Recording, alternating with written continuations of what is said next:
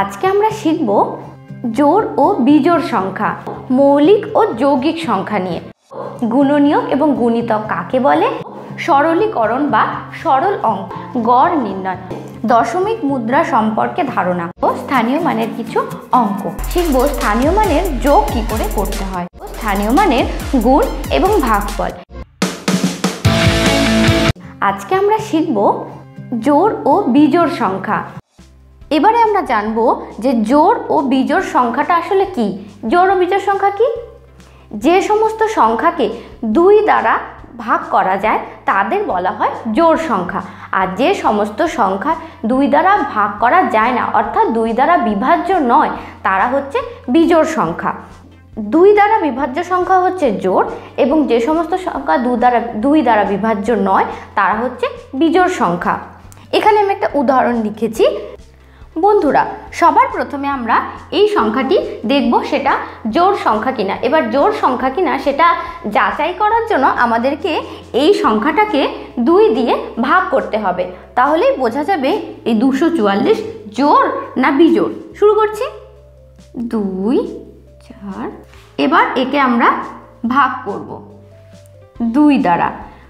আমরা প্রথমেই জানি ভাগ করতে, আসলে সবাই জানি যে ভাগ শুরু করতে হয় সংখ্যার বাঁ দিক থেকে। প্রথমে আমরা 2কে 1 দিয়ে ভাগ করলে সেটা হবে 2 1 2।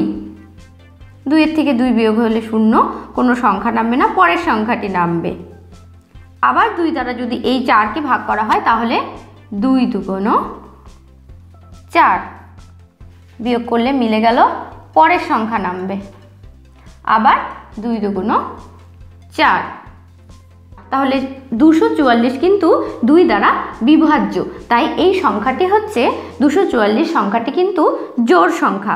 এবার আমরা পরের সংখ্যাটিকে নিয়ে ভাগ করে দেখব যে পরের সংখ্যাটি 2 দ্বারা বিভাজ্য কি না। এবার আমরা 271কে 2 দিয়ে ভাগ করে দেখব যে সেটির ভাগফল কি দাঁড়াচ্ছে। প্রথমে 2 দিয়ে একবার 2 1 2, মিলে গেল, 7 নামলো। 2 দিয়ে 7কে যদি আমরা ভাগ করি, 2 এর নামতা বললে কি হবে, 2 1 2, 2 2 4, 3 2 6, 4 2 8। বেশি হয়ে যাচ্ছে, তাহলে সবসময় কি হয়, এখানে যে সংখ্যাটি থাকে তার থেকে ছোট সংখ্যা বসাতে হয়। তাহলে হবে 3 2 6। 7 থেকে 6 বিয়োগ হলে থাকবে 1। 2 এর থেকে 1 ছোট, তাই পরের সংখ্যাটিকে আমাদেরকে নিচে নামাতে হবে। এবার কি হবে, এবার আমাদেরকে ভাগটিকে আর একটু বাড়িয়ে দেখতে হবে। 2 1 2, 2 2 4, 3 2 6, 4 2 8, 5 2 10, 6 2 12। 6 দিলে বেশি হয়ে যাচ্ছে, তাই আমাদেরকে এখানে দিতে হবে 5। 5 2 10। বিয়োগ হলে কি হচ্ছে, 1 এর থেকে 0 বিয়োগ হলে 1 অবশিষ্ট থাকছে। তাহলে কিন্তু এই ভাগ অঙ্কটি শেষে 1 ভাগশেষ থাকছে। ঠিক আছে, তাহলে অঙ্কটি কিন্তু পুরোপুরি 2 দ্বারা বিভাজ্য হচ্ছে না, মানে ভাগফল মিলে যাচ্ছে না। তাই এই সংখ্যাটি কিন্তু জোড় সংখ্যা নয়। এই যে 271, এই যে সংখ্যাটা আছে, এটা হচ্ছে বিজোড় সংখ্যা, মানে 2 দ্বারা বিভাজ্য নয়। আগের আমরা যে 244কে ভাগ করলাম 2 দিয়ে, সেটা মিলে গেছে, তাই হচ্ছে 244 জোড় সংখ্যা। কিন্তু 271 যেহেতু 2 দিয়ে ভাগ করলে মিলে যাচ্ছে না, তাই সেটা হচ্ছে বিজোড় সংখ্যা। যেহেতু 244 সংখ্যাটি 2 দ্বারা বিভাজ্য, তাই 244 জোড় সংখ্যা। আর যেহেতু 271 সংখ্যাটি 2 দ্বারা বিভাজ্য নয়, ভাগশেষে 1 আছে, তাই 271 বিজোড় সংখ্যা। এবার কিছু মনে রাখার বিষয় আছে, সেগুলো আমাদেরকে কিন্তু মনে রাখতে হবে। আমি সেগুলো তোমাদের এখন লিখে দেখাচ্ছি। বন্ধুরা, এবার যে বিষয়গুলি আমরা জানবো সেগুলি কিন্তু একটু মনে রাখার বিষয়। সেগুলি কি, জোড় সংখ্যা হবে যদি একক স্থানে 0 2 4 6 8 এর যে কোনো একটি অঙ্ক বসে। আরেকবার বলছি, সবাই খুব মন দিয়ে শুনবে। জোড় সংখ্যা হবে যদি একক স্থানে 0 2 4 6 8 এর যে কোনো একটি অঙ্ক বসে, তাহলে সেই সংখ্যাটি অবশ্যই জোড় সংখ্যা হবে। বিজোড় সংখ্যা অবশ্যই হবে যদি একক স্থানে 1 3 5 7 9 এর যে কোনো একটি অঙ্ক থাকে। বিজোড় সংখ্যা চিনবার উপায় কি, যদি এককের স্থানে 1, 3, 5, 9, 5, 7, 9 এর যে কোনো একটি অঙ্ক থাকে, তাহলে এককের স্থানটি কিন্তু খুব গুরুত্বপূর্ণ জোড় বিজোড় সংখ্যা চেনার জন্য। ঠিক আছে, তাহলে জোড় বিজোড় সংখ্যা প্রাথমিকভাবে চেনার জন্য আমরা এই দুটি নিয়ম কিন্তু লক্ষ্য করতে পারি। আবারও বলছি, জোড় সংখ্যা কিভাবে বুঝবো? যদি একক স্থানে 0, 2, 4, 6, 8 ইত্যাদি থাকে। আর বিজোড় সংখ্যা চিনবার উপায় হচ্ছে এককের স্থানে যদি 1, 3, 5, 7, 9 এর যে কোনো একটি অঙ্ক থাকে, তাহলে সেটা হবে বিজোড় সংখ্যা। মনে রাখতে হবে, কি কি মনে রাখতে হবে? এক জোড়া মানে কিন্তু দুটি, এইটা কিন্তু এই জিনিসটি কিন্তু সবাইকে একটু মনে রাখতে হবে যে এক জোড়া মানে কিন্তু দুটি, এক জোড়া মানে এক না, এক জোড়া, জোড়া বললে দুটি। আমি তোমাদেরকে কিছু প্রাথমিক উদাহরণ এখনই বলবো যেগুলি তোমাদের জোড় এবং বিজোড় বুঝতে আরও একটু সাহায্য করবে। তার আগে আরও একটা গুরুত্বপূর্ণ বিষয় যেটা মনে রাখা খুবই জরুরি, সেটা কি? জোড় সংখ্যা যোগ 1 মানে জোড় সংখ্যার সাথে যদি 1 যোগ করা হয় তাহলে কিন্তু তার ফলাফলটা দাঁড়াবে বিজোড় সংখ্যা। আবার বিজোড় সংখ্যা যোগ 1 সমান মানে জোড় সংখ্যা, বিজোড় সংখ্যার সাথে যদি 1 যোগ করা হয় তাহলে সেটা জোড় সংখ্যা হবে। আমি তোমাদেরকে খুব সহজভাবে দেখাচ্ছি। যেমন জোড় সংখ্যা 4 অবশ্যই একটি জোড় সংখ্যা, 4-এর সাথে যদি 1 যোগ করা হয় কত দাঁড়াবে? 4 আর 1 হচ্ছে 5, 5 কিন্তু বিজোড় সংখ্যা। বিজোড় সংখ্যা যোগ 1, বিজোড় সংখ্যার সাথে যদি 1 যোগ করা হয়, যেমন 3, 3-এর সাথে যদি 1 যোগ করা হয় কত দাঁড়াবে? 4। তার মানে বিজোড় সংখ্যার সাথে 1 যোগ করলে সেটা হয়ে যাবে জোড় সংখ্যা, জোড়ের সঙ্গে 1 যোগ করলে সেটা বিজোড় হয়ে যাবে, এবং বিজোড় সংখ্যার সাথে যখন 1 যোগ করা হবে সেটা কিন্তু জোড় সংখ্যা হয়ে যাবে। বন্ধুরা, এবার একটু মজা করে অঙ্ক শেখার জন্য আমি এখানে কিছু উদাহরণ লিখেছি যেগুলি তোমাদের জোড় বিজোড় সংখ্যা মনে রাখার ক্ষেত্রে খুব কাজে লাগবে। যেমন জোড় সংখ্যার উদাহরণ হচ্ছে আমাদের এক জোড়া চোখ, এক জোড়া কান আছে। তার মানে কি? এক জোড়া, দুটো চোখ, দুটি কান আছে। আমাদের এক জোড়া জুতো ও এক জোড়া মোজা আছে। দুটো জুতো, দুটো মোজা, মানে এক জোড়া জুতো, এক জোড়া মোজা। সাইকেলের এক জোড়া চাকা আছে, এক জোড়া চাকা আছে। তার মানে সাইকেল তোমরা সবাই জানো এক জোড়া চাকা আছে, দুটি চাকা আছে। এবার বিজোড় সংখ্যার উদাহরণ, আমাদের একটি নাক আছে, একটি নাক, এক মানে বিজোড় সংখ্যা। গোলাপ ফুলের পাতায় বিজোড় সংখ্যক পত্রফলক থাকে। গোলাপ ফুলের একটি বোটাতে কিন্তু বিজোড় সংখ্যক পত্রফলক থাকে। তোমরা একটু খেয়াল করলে দেখতে পারবে যে গোলাপ ফুলের যে পত্রফলকের সংখ্যা সেটা কিন্তু বিজোড় সংখ্যা। হাতের আঙুল সংখ্যাও কিন্তু বিজোড় হয়, হাতের আঙুল সংখ্যাও কিন্তু বিজোড় হয়। গুণে দেখলেই বোঝা যাবে যে খুব সাধারণত আমাদের হাতে 5টি আঙুল থাকে, তাহলে 5 কিন্তু বিজোড় সংখ্যার উদাহরণ। তাহলে বন্ধুরা, আশা করি এই উদাহরণগুলি তোমাদের মনে থাকবে। আর এবারে আমরা শিখব কিছু ছোট ছোট অনুশীলনী, যাতে আমাদের জোড় বিজোড় সংখ্যা আরও একটু সহজ হয়ে যায় বোঝার জন্য। এবার আমরা চলে এসেছি অনুশীলনীতে। অনুশীলনীর শুরুতে আমি লিখেছি 3টি 2 অঙ্কের জোড় সংখ্যা লেখো। 3টি 2 অঙ্কের জোড় সংখ্যা। জোড় সংখ্যা কত থেকে শুরু হয়? আমরা কিন্তু এর আগে জোড়, বিজোড়, একক, দশক, শতক এই সমস্ত শিখেছি। এবার আমরা এক অঙ্কের সংখ্যা, 2 অঙ্কের সংখ্যা এই সমস্ত তো আমরা জানি। এবার 2 অঙ্কের সংখ্যা শুরু হয় কত থেকে? 1, 0, 10 থেকে। 10 থেকে 9, 9, 99 পর্যন্ত কিন্তু 2 অঙ্কের সংখ্যা। এবার এই 2 অঙ্কের সংখ্যার মধ্যে আমাদেরকে যে 3টি 2 অঙ্কের জোড় সংখ্যা লিখতে হবে। সবার প্রথম আমি জোড় সংখ্যা কি করে চিনতে হয় প্রথমেই বললাম যে যার এককের অঙ্ক 0, 2, 4, 6, 8 ইত্যাদি থাকে, তারা হচ্ছে জোড় সংখ্যা। তাহলে শুরুতেই আমরা লিখতে পারি 1, 0, 10, 2 অঙ্কের জোড় সংখ্যা। এবার আরেকটা 10-এর পরে 1, 1, 11, 11 কিন্তু জোড় নয়, 11 হচ্ছে বিজোড়। 11-র পরে চলে যাচ্ছে 12 জোড় সংখ্যা। 12-র পরে 13 কিন্তু বিজোড়। 1, 4, 14। খুব সহজভাবে আমরা 2 অঙ্কের 3টি জোড় সংখ্যা লিখে ফেললাম। এবার 3টি 2 অঙ্কের বিজোড় সংখ্যা। ঠিক একইভাবে 3টি 2 অঙ্কের বিজোড় সংখ্যা আমরা এখানে কত লিখেছিলাম? 10। 10 যদি জোড় হয় তাহলে 10-এর পরে 1, 1 যে 11, মানে যার এককের অঙ্ক 1, 3, 5, 7, 9 ইত্যাদি থাকে, তারা কিন্তু বিজোড় সংখ্যা। এককের সংখ্যা আছে এখানে 1। বিজোড় সংখ্যা।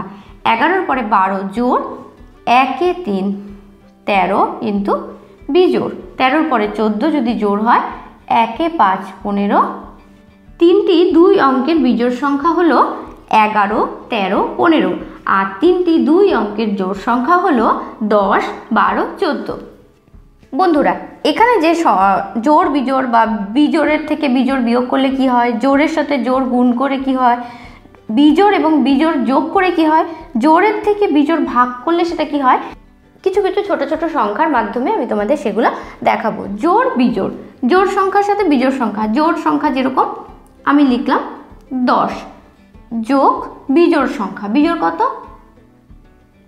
11ই লিখলাম, জোড় 10 জোড় 11 বিজোড়। এবার 10 আর 11 যোগ করলে কত হয়, পাশাপাশি যোগ যদি করি একক দশক, একক দশক, একক একক যোগ করলে কত হবে, 1 আর 0 যোগ করলে 1, 1 আর 1 যোগ করলে হবে 1 আর 1-এ 2। তাহলে জোড় আর জোড় এই দুটো, এই জোড় আর বিজোড় এই দুটো সংখ্যা যোগ করে দাঁড়াচ্ছে 2-এ 1 21। বিজোড় বিয়োগ বিজোড়, বিজোড়ের থেকে বিজোড় যেরকম 1-এ 5 15, 1-এ 5 15 বিয়োগ বিজোড় সংখ্যা। একটা বিজোড় সংখ্যার উদাহরণ কত হতে পারে, 11 বিয়োগ করতে হবে একক দশক, একক দশক। 5 এককের অঙ্ক এখানে আছে, 1 এককের অঙ্ক, 5-এর থেকে 1 বিয়োগ হলে কত হবে, 5-এর থেকে 1 বিয়োগ হলে হবে 4, আর 1-এর থেকে 1 বিয়োগ হলে হবে 0। তাই 0 বাঁদিকে 0 না লিখলেও চলে, তাই আমি 0টা লিখলাম না, বোঝার ক্ষেত্রে লিখতেও পারি। তোমরা যত বুঝতে পারো তাহলে 1-এর থেকে 1 বিয়োগ হলে হবে 0, বাঁদিকে 0-এর কিন্তু কোনো মূল্য থাকে না। তাহলে 15-এর থেকে 11 বিয়োগ হলে হবে 4। এটা হচ্ছে বিজোড় সংখ্যা আর এটাও হচ্ছে বিজোড় সংখ্যা। বিজোড়ের থেকে বিজোড় বিয়োগ করলে কিন্তু যে বিয়োগফলটা পেলাম সেটা কিন্তু জোড় সংখ্যা হলো। জোড়ের সাথে জোড় গুণ করতে হবে, এটা আমি 1 অঙ্কের সংখ্যা দিয়ে দেখাচ্ছি তোমাদেরকে। যেরকম জোড় হচ্ছে 4 গুণ 6, 4 আর 6 গুণ করলে কত হবে, আমরা এখন 6 বা 4 যে কোনো অঙ্কের নামতা পড়লে সেই গুণফলটা পেয়ে যাব। যেরকম 6 1-কে 6, 6 2 12, 3 6 18, 4 6 24।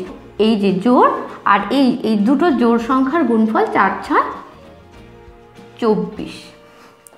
বিজোড় যোগ বিজোড়, বিজোড়ের সাথে বিজোড় যোগ করলে কি হবে, বিজোড় সংখ্যা 21 যোগ 23, বিজোড়ের সাথে বিজোড়ের যোগফল।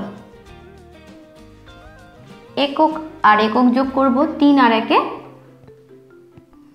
4, 2 আর 2 যোগ করলে 2 2 4।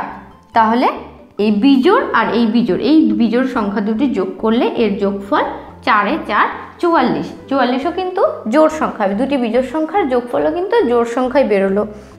জোড় সংখ্যার সাথে বিজোড় সংখ্যাকে এবার ভাগ করতে হবে, 12 ভাগ 25। এবার যদি আমি 12 দিয়ে ভাগ করব তাহলে 12-কে 12, 12 2 24, 5-এর থেকে 4 বিয়োগ হলে 1। জোড় বিজোড়ের ভাগফল গিয়ে কিন্তু দাঁড়াচ্ছে এই, তাহলে জোড় এবং বিজোড় সংখ্যাকে ভাগ করা যাচ্ছে না, এখানে ভাগশেষ থাকছে। ঠিক আছে, তাহলে বন্ধুরা এই উদাহরণগুলির মাধ্যমে জোড় বিজোড় সংখ্যা বুঝতে হয়তো তোমাদের একটু হলেও সুবিধা হয়েছে। আজকে অঙ্ক শিখেতে আমরা আলোচনা করব মৌলিক ও যৌগিক সংখ্যা নিয়ে। প্রিয় দর্শক বন্ধুরা, চলে এসেছি আমাদের আজকের ভিডিও নিয়ে। আজকের ভিডিওটা হচ্ছে আমাদের মৌলিক ও যৌগিক সংখ্যা নিয়ে। মৌলিক সংখ্যা কাকে বলে? যে সকল স্বাভাবিক সংখ্যা কেবলমাত্র সেই সংখ্যা ও 1 ছাড়া অন্য কোনো সংখ্যা দিয়ে বিভাজ্য নয়, সেই সকল সংখ্যাকে মৌলিক সংখ্যা বলে। আবারও বলছি, যে সকল সংখ্যা শুধুমাত্র সেই সংখ্যা ও 1 ছাড়া অন্য কোনো সংখ্যা দিয়ে বিভাজ্য নয়, সেই সকল সংখ্যাকে মৌলিক সংখ্যা বলে। মনে রাখতে হবে কিন্তু। তাদের উদাহরণ হচ্ছে 2 3 5 7 11 13 17 19 এবং আরও অনেক সংখ্যা আছে যারা শুধুমাত্র সেই সংখ্যা এবং 1 দিয়ে বিভাজ্য, বাকি অন্য কোনো সংখ্যা দিয়ে এদেরকে ভাগ করা যায় না, তাই এরা হচ্ছে মৌলিক সংখ্যা। এবার জানবো যৌগিক সংখ্যা কাকে বলে। যৌগিক সংখ্যা যে সকল সংখ্যা এক এবং সেই সকল সংখ্যা ছাড়া অন্য এক বা একাধিক সংখ্যা দ্বারা বিভাজ্য, সেই সকল সংখ্যাকে যৌগিক সংখ্যা বলে। আবারও বলছি বন্ধুরা, যে সকল সংখ্যা এক এবং সেই সকল সংখ্যা ছাড়া অন্য এক বা একাধিক সংখ্যা দ্বারা বিভাজ্য, সেই সকল সংখ্যাকে যৌগিক সংখ্যা বলে। যেমন 4, 6, 8, 9, 10, 12, 14, 15, 16 এবং আরও 18 আরও অনেক সংখ্যা আছে যারা সেই সংখ্যা দিয়ে তো বিভাজ্যই, এক দিয়ে বিভাজ্য, অবশ্যই এক দিয়ে বিভাজ্য, এবং আরও অনেক সংখ্যা আছে একাধিক, মানে একের ঊর্ধ্বে আরও অনেক সংখ্যা আছে যেই সমস্ত সংখ্যা দিয়ে এই সংখ্যাগুলিকে ভাগ করা যায়, মানে এরা বিভাজ্য, তাই এরা হচ্ছে যৌগিক সংখ্যা। তাহলে খুব সহজভাবে মনে রাখতে গেলে যে সমস্ত সংখ্যাকে এক এবং সেই সংখ্যা দিয়ে ভাগ করা যায় সেটা হচ্ছে মৌলিক সংখ্যা, আর যে সমস্ত সংখ্যাকে এক এবং সেই সংখ্যা ছাড়াও আরও অনেক সংখ্যা দিয়ে ভাগ করা যায় তারা হচ্ছে যৌগিক সংখ্যা। এবার আমি অনুশীলনীর মাধ্যমে তোমাদের ছোট ছোট কিছু মৌলিক ও যৌগিক সংখ্যার অঙ্কের মাধ্যমে দেখানোর চেষ্টা করব। আমরা অনুশীলনের মাধ্যমে কিছু মৌলিক সংখ্যা এবং যৌগিক সংখ্যাকে সহজভাবে চিনতে পারবো। প্রথম অনুশীলনের আমার 1 নম্বরে আমি লিখেছি 1 থেকে 10 পর্যন্ত মৌলিক সংখ্যাগুলির যোগফল কত। 1 থেকে 10 পর্যন্ত মৌলিক সংখ্যাগুলির যোগফল কত। বন্ধুরা, আমি আরও একটা গুরুত্বপূর্ণ কথা তোমাদের বলতে চাই, সেটা হচ্ছে এক কিন্তু না মৌলিক না যৌগিক, এক মৌলিক সংখ্যাও না যৌগিক সংখ্যাও নয়, তাই এককে কিন্তু আমরা মৌলিক এবং যৌগিকের বাইরে রাখবো, ঠিক আছে। তাহলে 1 থেকে 10 পর্যন্ত মৌলিক সংখ্যাগুলির যোগফল কত। সবার আগে এক যেহেতু মৌলিক নয়, তাহলে একের পরের সংখ্যা হচ্ছে 2, কারণ 2কে আমরা অন্য কোনো সংখ্যা দিয়ে ভাগ করতে পারি না, 2 এবং 1 দিয়ে ভাগ করা যায়। 3, 4 লিখবো না, তার কারণ 4কে 2 দিয়ে ভাগ করা যায়। 5, 7, ঠিক আছে। 7-এর পরে হচ্ছে 8, 8কে ভাগ করা যায়। 8-এর পরে 9, 9কেও আমরা ভাগ করতে পারি, 3 তিরিখে 9, এবং 10, 10ও মৌলিক সংখ্যা নয় কারণ 10কেও ভাগ করা যায়। তাহলে 1 থেকে 10 পর্যন্ত মৌলিক সংখ্যাগুলি হলো 2, 3, 5, 7। এবার এই সংখ্যাগুলির যোগফল হবে 2 এবং 3 যোগ করলে হচ্ছে 5, 5 আর 5-এ 10, 10 আর 7-এ 1-এ 7, 17। তাহলে 1 থেকে 10 পর্যন্ত মৌলিক সংখ্যাগুলির যোগফল হচ্ছে 17। বন্ধুরা, আশা করি তোমাদের কাছে ব্যাপারটা একটু পরিষ্কার। 1 থেকে 10 পর্যন্ত মৌলিক সংখ্যা হচ্ছে এরা এবং এদের যোগফল হচ্ছে 17। সব থেকে ছোট মৌলিক সংখ্যা কত। একেবারেই সহজ, সব থেকে ছোট মৌলিক সংখ্যা হচ্ছে 2, কারণ 2-এর থেকে ছোট, 2 হচ্ছে মৌলিক সংখ্যাদের মধ্যে সব থেকে ছোট। পরের অঙ্কটি কি আছে, একটি মৌলিক সংখ্যা লেখো যেটি জোড় সংখ্যাও বটে। একটি মৌলিক সংখ্যা লেখো যেটি জোড় সংখ্যাও বটে। এমন একটা মৌলিক সংখ্যা লিখতে হবে যেটা জোড় সংখ্যা। অবশ্যই আমরা লিখতে পারি এখানে 2, কারণ 2 একটি মৌলিক সংখ্যা এবং 2 জোড়ও। 2 মৌলিক সংখ্যা, যেহেতু 2কে আমরা কি করতে পারি না, ভাগ করতে পারি না, এবং 2 কিন্তু জোড় সংখ্যা, কারণ 2 1 আর 1 মিলে হচ্ছে 2, 2 একটি জোড় সংখ্যা। তাহলে 2 হচ্ছে একটি মৌলিক সংখ্যা যেটি জোড় সংখ্যা বটে। 50 থেকে 60 পর্যন্ত সংখ্যাগুলির মধ্যে মৌলিক কোনগুলি। আবার বলছি, 50 থেকে 60 পর্যন্ত সংখ্যাগুলির মধ্যে মৌলিক কোনগুলি। আমি 50 থেকে 60 পর্যন্ত সংখ্যাগুলি তোমাদের আগে লিখে দেখাচ্ছি।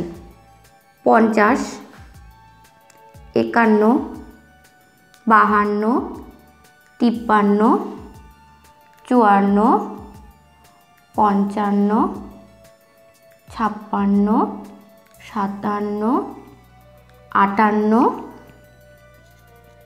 59, 60।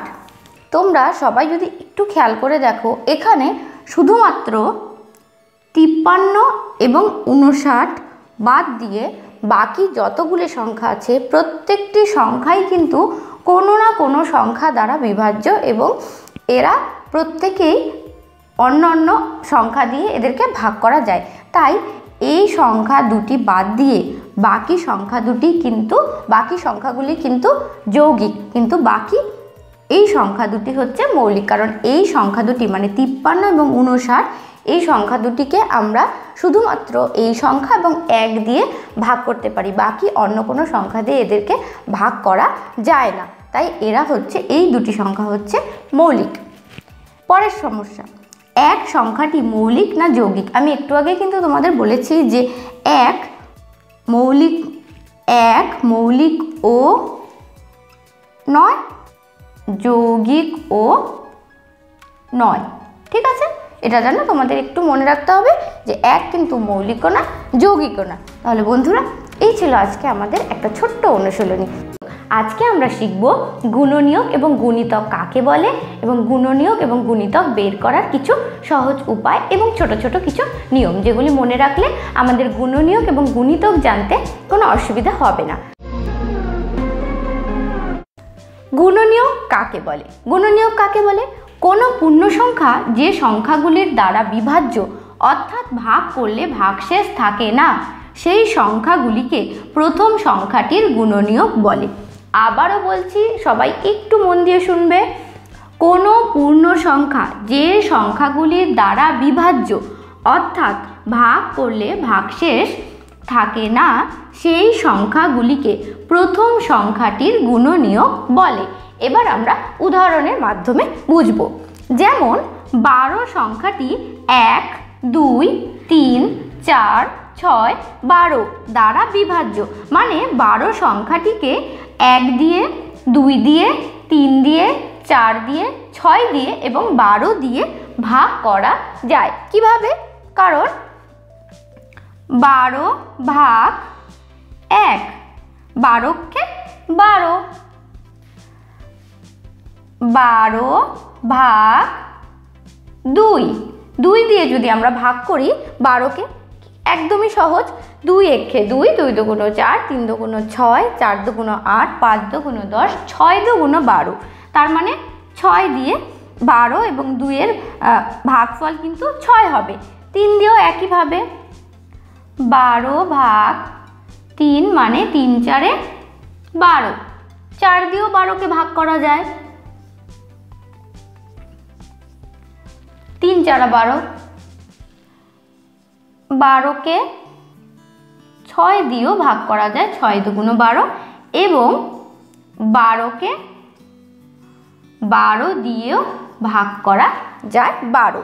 তাহলে 12 সংখ্যাটি 1, 2, 3, 4, 6 এবং 12 এই প্রত্যেকটি দিয়ে বিভাজ্য। তাহলে 12 সংখ্যাটি, এই প্রত্যেকটি সংখ্যা, এই যে এই সংখ্যাগুলি প্রত্যেকটি দ্বারাই 12 কিন্তু বিভাজ্য। তাহলে বন্ধুরা, আমরা কি শিখলাম? যে গুণনীয়ক কি? আমি এর আগে তোমাদের দেখালাম 12 1, 2, 3, 6 এবং 12 দ্বারা বিভাজ্য, অর্থাৎ 1, 2, 3, 6 এবং 12 এরা প্রত্যেকেই হলো 12র গুণনীয়ক। এই গুণনীয়কগুলির মধ্যে সবচেয়ে ছোট গুণনীয়ক হলো 1 এবং সবচেয়ে বড় গুণনীয়ক হলো 12, অর্থাৎ যে সংখ্যাটি সে নিজেই হচ্ছে নিজের একটি গুণনীয়ক।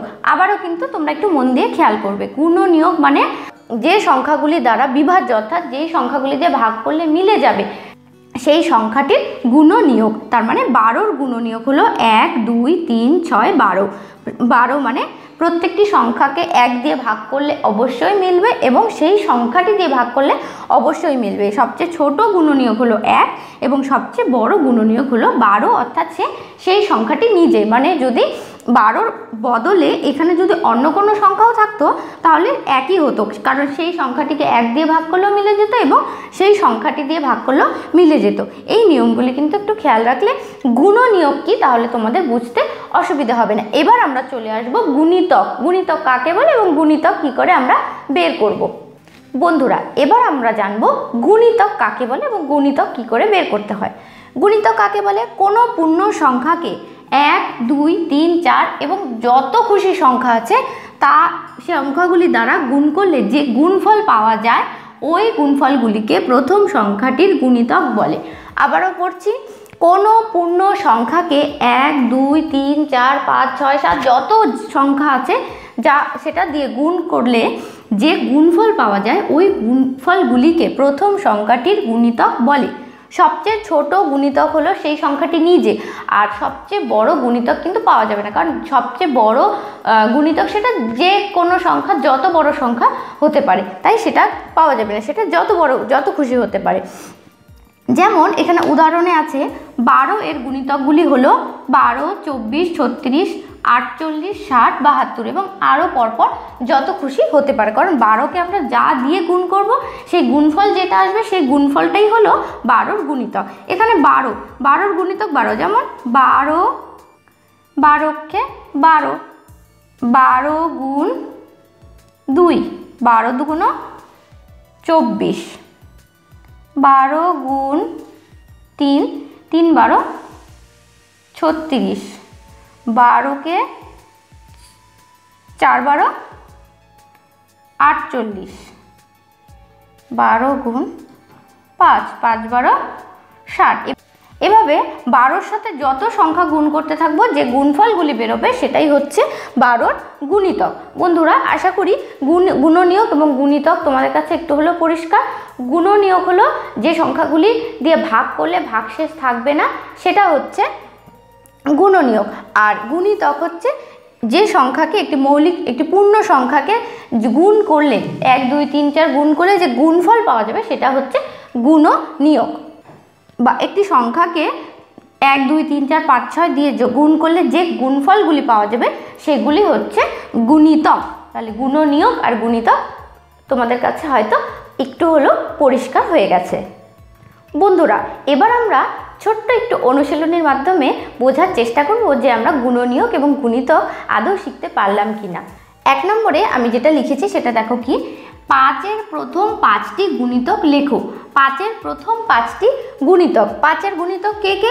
5 নিজেই 5-এর গুণিতক একটা, 5 একে 5, 5 গুণ 2, 5 দুগুণ 10, 5 গুণ 3, 3 5 15, 5 গুণ 4, 4 5 20, 5 গুণ 5, 5 5 25। বন্ধুরা, আমি এখানে তোমাদেরকে বোঝানোর জন্য এটা এইভাবে দেখালাম, কিন্তু তোমরা যখন পরীক্ষার খাতায় বা যখন লিখে দেখাবে তখন কিন্তু শুধু 5, 10, 15, 20, 25 এই 5টিকে পরপর কমা দিয়ে লিখলেই হয়ে যাবে যে 5-এর প্রথম 5টি গুণিতক হলো 5, 10, 15, 20 এবং 25। এই 5টি হলো 5-এর প্রথম 5টি গুণিতক। এবার আছে 25-এর প্রথম 5টি গুণিতক লেখো। 25-এর প্রথম 5টি গুণিতক, 25 নিজেই প্রথম 25-এর একটি গুণিতক, 25কে 2, 25 দুগুণ 50, 75, 4 25 100, 5 25। তাহলে বন্ধুরা, 25-এর প্রথম 5টি গুণিতক কে কে? 25 নিজেই, 25 দুগুণ 50, 3 25 75, 4 25 100, 5 25 125। যাদের এইভাবে পাশাপাশি গুণ করতে অসুবিধা হবে তারা কিন্তু বড় সংখ্যার ক্ষেত্রে আমি বলছি তোমরা পাশে যেভাবে সাধারণ গুণ করে সেই গুণটা করে নিয়ে উত্তরটাকে পরপর সাজিয়ে লিখে দেখাতে পারো। আসল উদ্দেশ্য হচ্ছে আমাদের গুণিতক বের করা। তা গুণিতক বের করার ক্ষেত্রে যদি সংখ্যা বড় হয় তাহলে আমরা আলাদা করে গুণ করে নিয়েও কিন্তু সেই সংখ্যাটিকে সেখানে লিখতে পারি। তাহলে বন্ধুরা, এই ছিল আমাদের গুণিতকের কিছু ছোট্ট দুটো উদাহরণ। এবার আমরা আরও কিছু উদাহরণ নিয়ে আলোচনা করব। বন্ধুরা, এবারের অনুশীলনীতে আমি কয়েকটি সংখ্যা লিখেছি, এই সংখ্যাগুলির গুণনীয়ক লিখতে হবে। গুণনীয়কগুলি আমরা কি করে বের করব দেখো। 4, 6, 18, 12, 19, 40 এই সংখ্যাগুলির গুণনীয়ক লেখো। প্রথম সংখ্যা আছে 4, 4-এর গুণনীয়ক কে কে?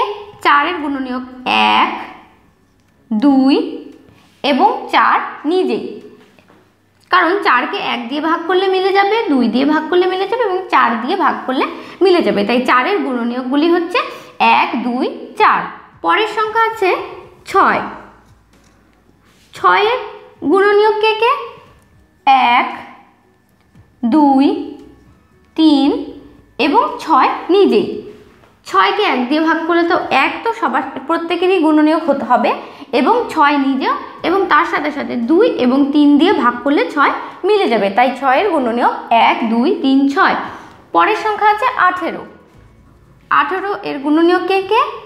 1 2। 18 এর গুণনীয়ক কে কে আছে?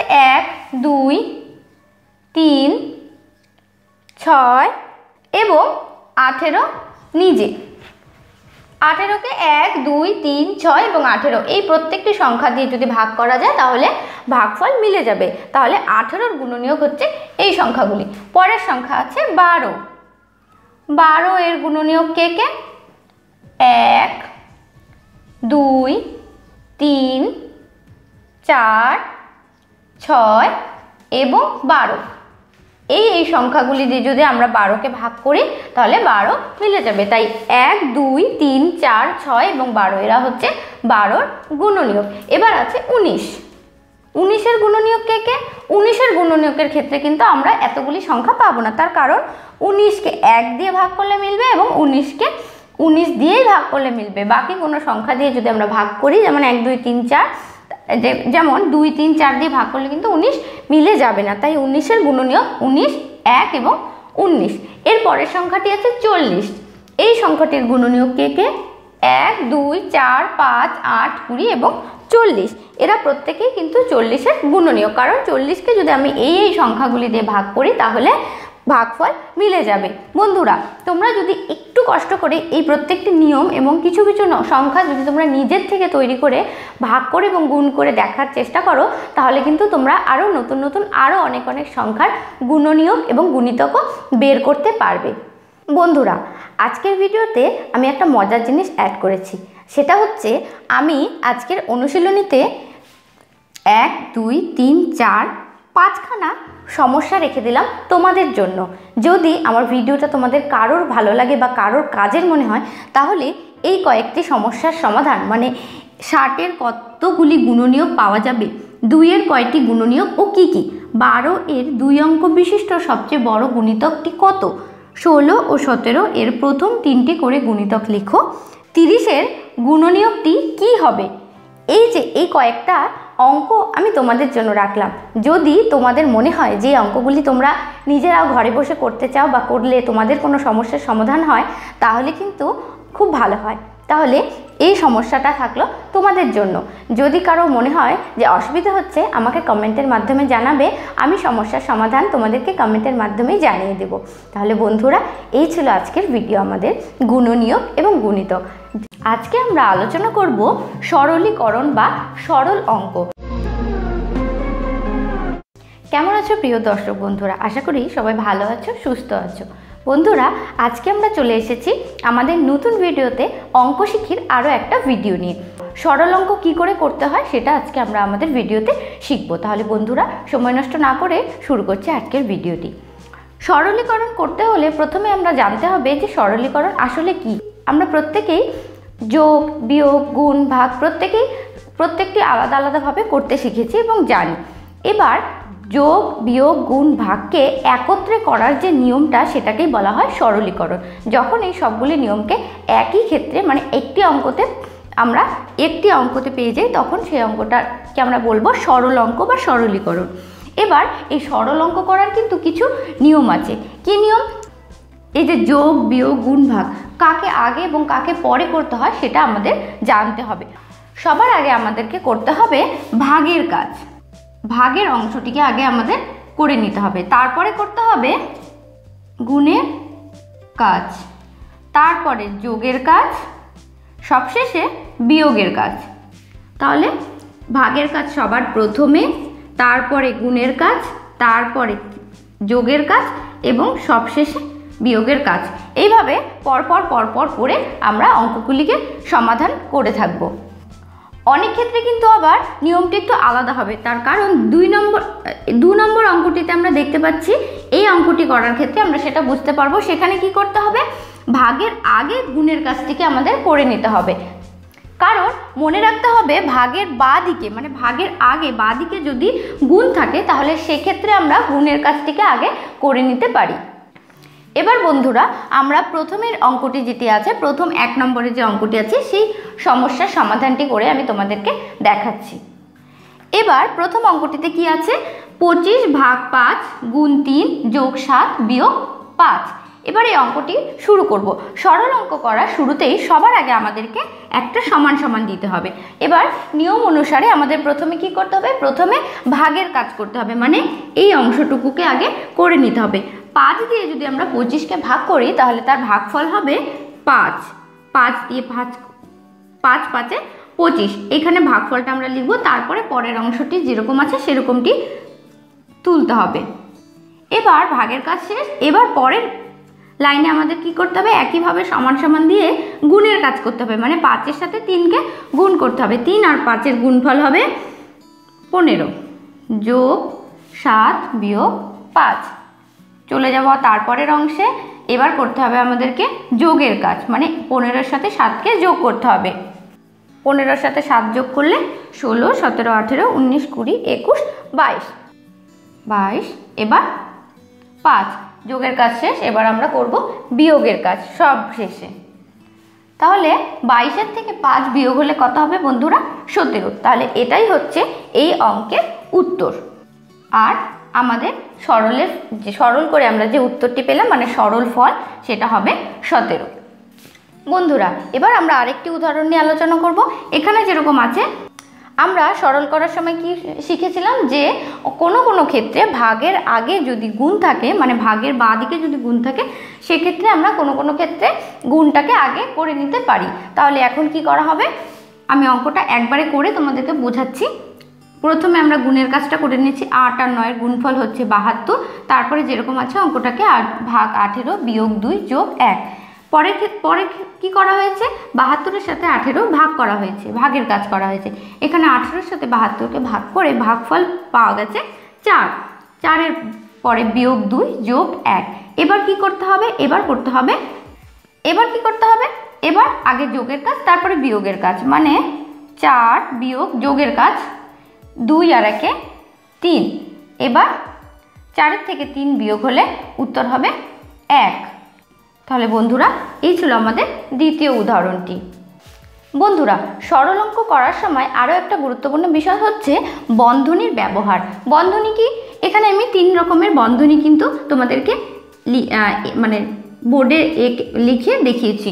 এই দিকে একটা দাগ, এই দিকে একটা দাগ, এটা হচ্ছে এই চিহ্নের মাধ্যমে প্রথম বন্ধনী, এই যে এই চিহ্নটা আছে এই চিহ্নের মাধ্যমে দ্বিতীয় বন্ধনী, এবং এই চিহ্নের মাধ্যমে তৃতীয় বন্ধনী ব্যবহার করা হয় সরল অঙ্কের ক্ষেত্রে। আর প্রত্যেকটি বন্ধনীর মাধ্যমে কিন্তু প্রত্যেকটি বন্ধনীর শুরুতে প্রথম, দ্বিতীয়, তৃতীয় বলেই বোঝানো হচ্ছে যে কোন বন্ধনীর কাজ কিভাবে ব্যবহার করতে হবে। মানে প্রথম বন্ধনীর কাজ প্রথমে করতে হবে, দ্বিতীয় বন্ধনীর কাজ তারপরে, এবং সবশেষে তৃতীয় বন্ধনীর কাজ করতে হবে। এই বন্ধনীর ব্যবহার কিন্তু আমরা সরল অঙ্ক করার সময় পাবো, এবং এর ব্যবহারও আমাদেরকে জানতে হবে। তাহলে বন্ধুরা এবারের উদাহরণে আমরা বন্ধনী দিয়ে একটা সরল অঙ্ক করে দেখব। তাহলে বন্ধনীর ব্যবহার শুরু করছি বন্ধুরা। দ্বিতীয় বন্ধনী, প্রথম বন্ধনী এবং প্রথম বন্ধনী। তাহলে সবার আগে কি করতে হবে, আমাদেরকে প্রথম বন্ধনীর কাজ করতে হবে। দ্বিতীয় বন্ধনী যেরকম আছে সেরকমই সমান সমানের পর দিতে হবে 30 ভাগ। এবার প্রথম বন্ধনীর কাজ, মানে 27-এর থেকে 24কে বিয়োগ করতে হবে। 27-এর থেকে 24 বিয়োগ করলে কত থাকবে, 3 গুণ 7। এবার দ্বিতীয় বন্ধনীকে আমাদের বন্ধ করে দিতে হবে। এটা শুরু এবং এটা হচ্ছে শেষ, মানে এখানে শুরু করতে হবে এবং এখানে শেষ করতে হবে। মাঝখানে আছে বিয়োগ চিহ্ন, এবং 25-এর সাথে 2কে গুণ করতে হবে, মানে এই অংশটুকুর কাজটুকু আমাদের করে ফেলতে হবে। 25কে 2 দিয়ে যদি গুণ করা হয় তার গুণফল হবে 50। চলে যাব পরের লাইনে। এবার কি করতে হবে, আমাদেরকে এই ভেতরের অংশটুকু, মানে আগের নিয়মটিকে ফলো করতে হবে, যেটা ছিল ভাগের কাজ আগে, তারপরে গুণের কাজ।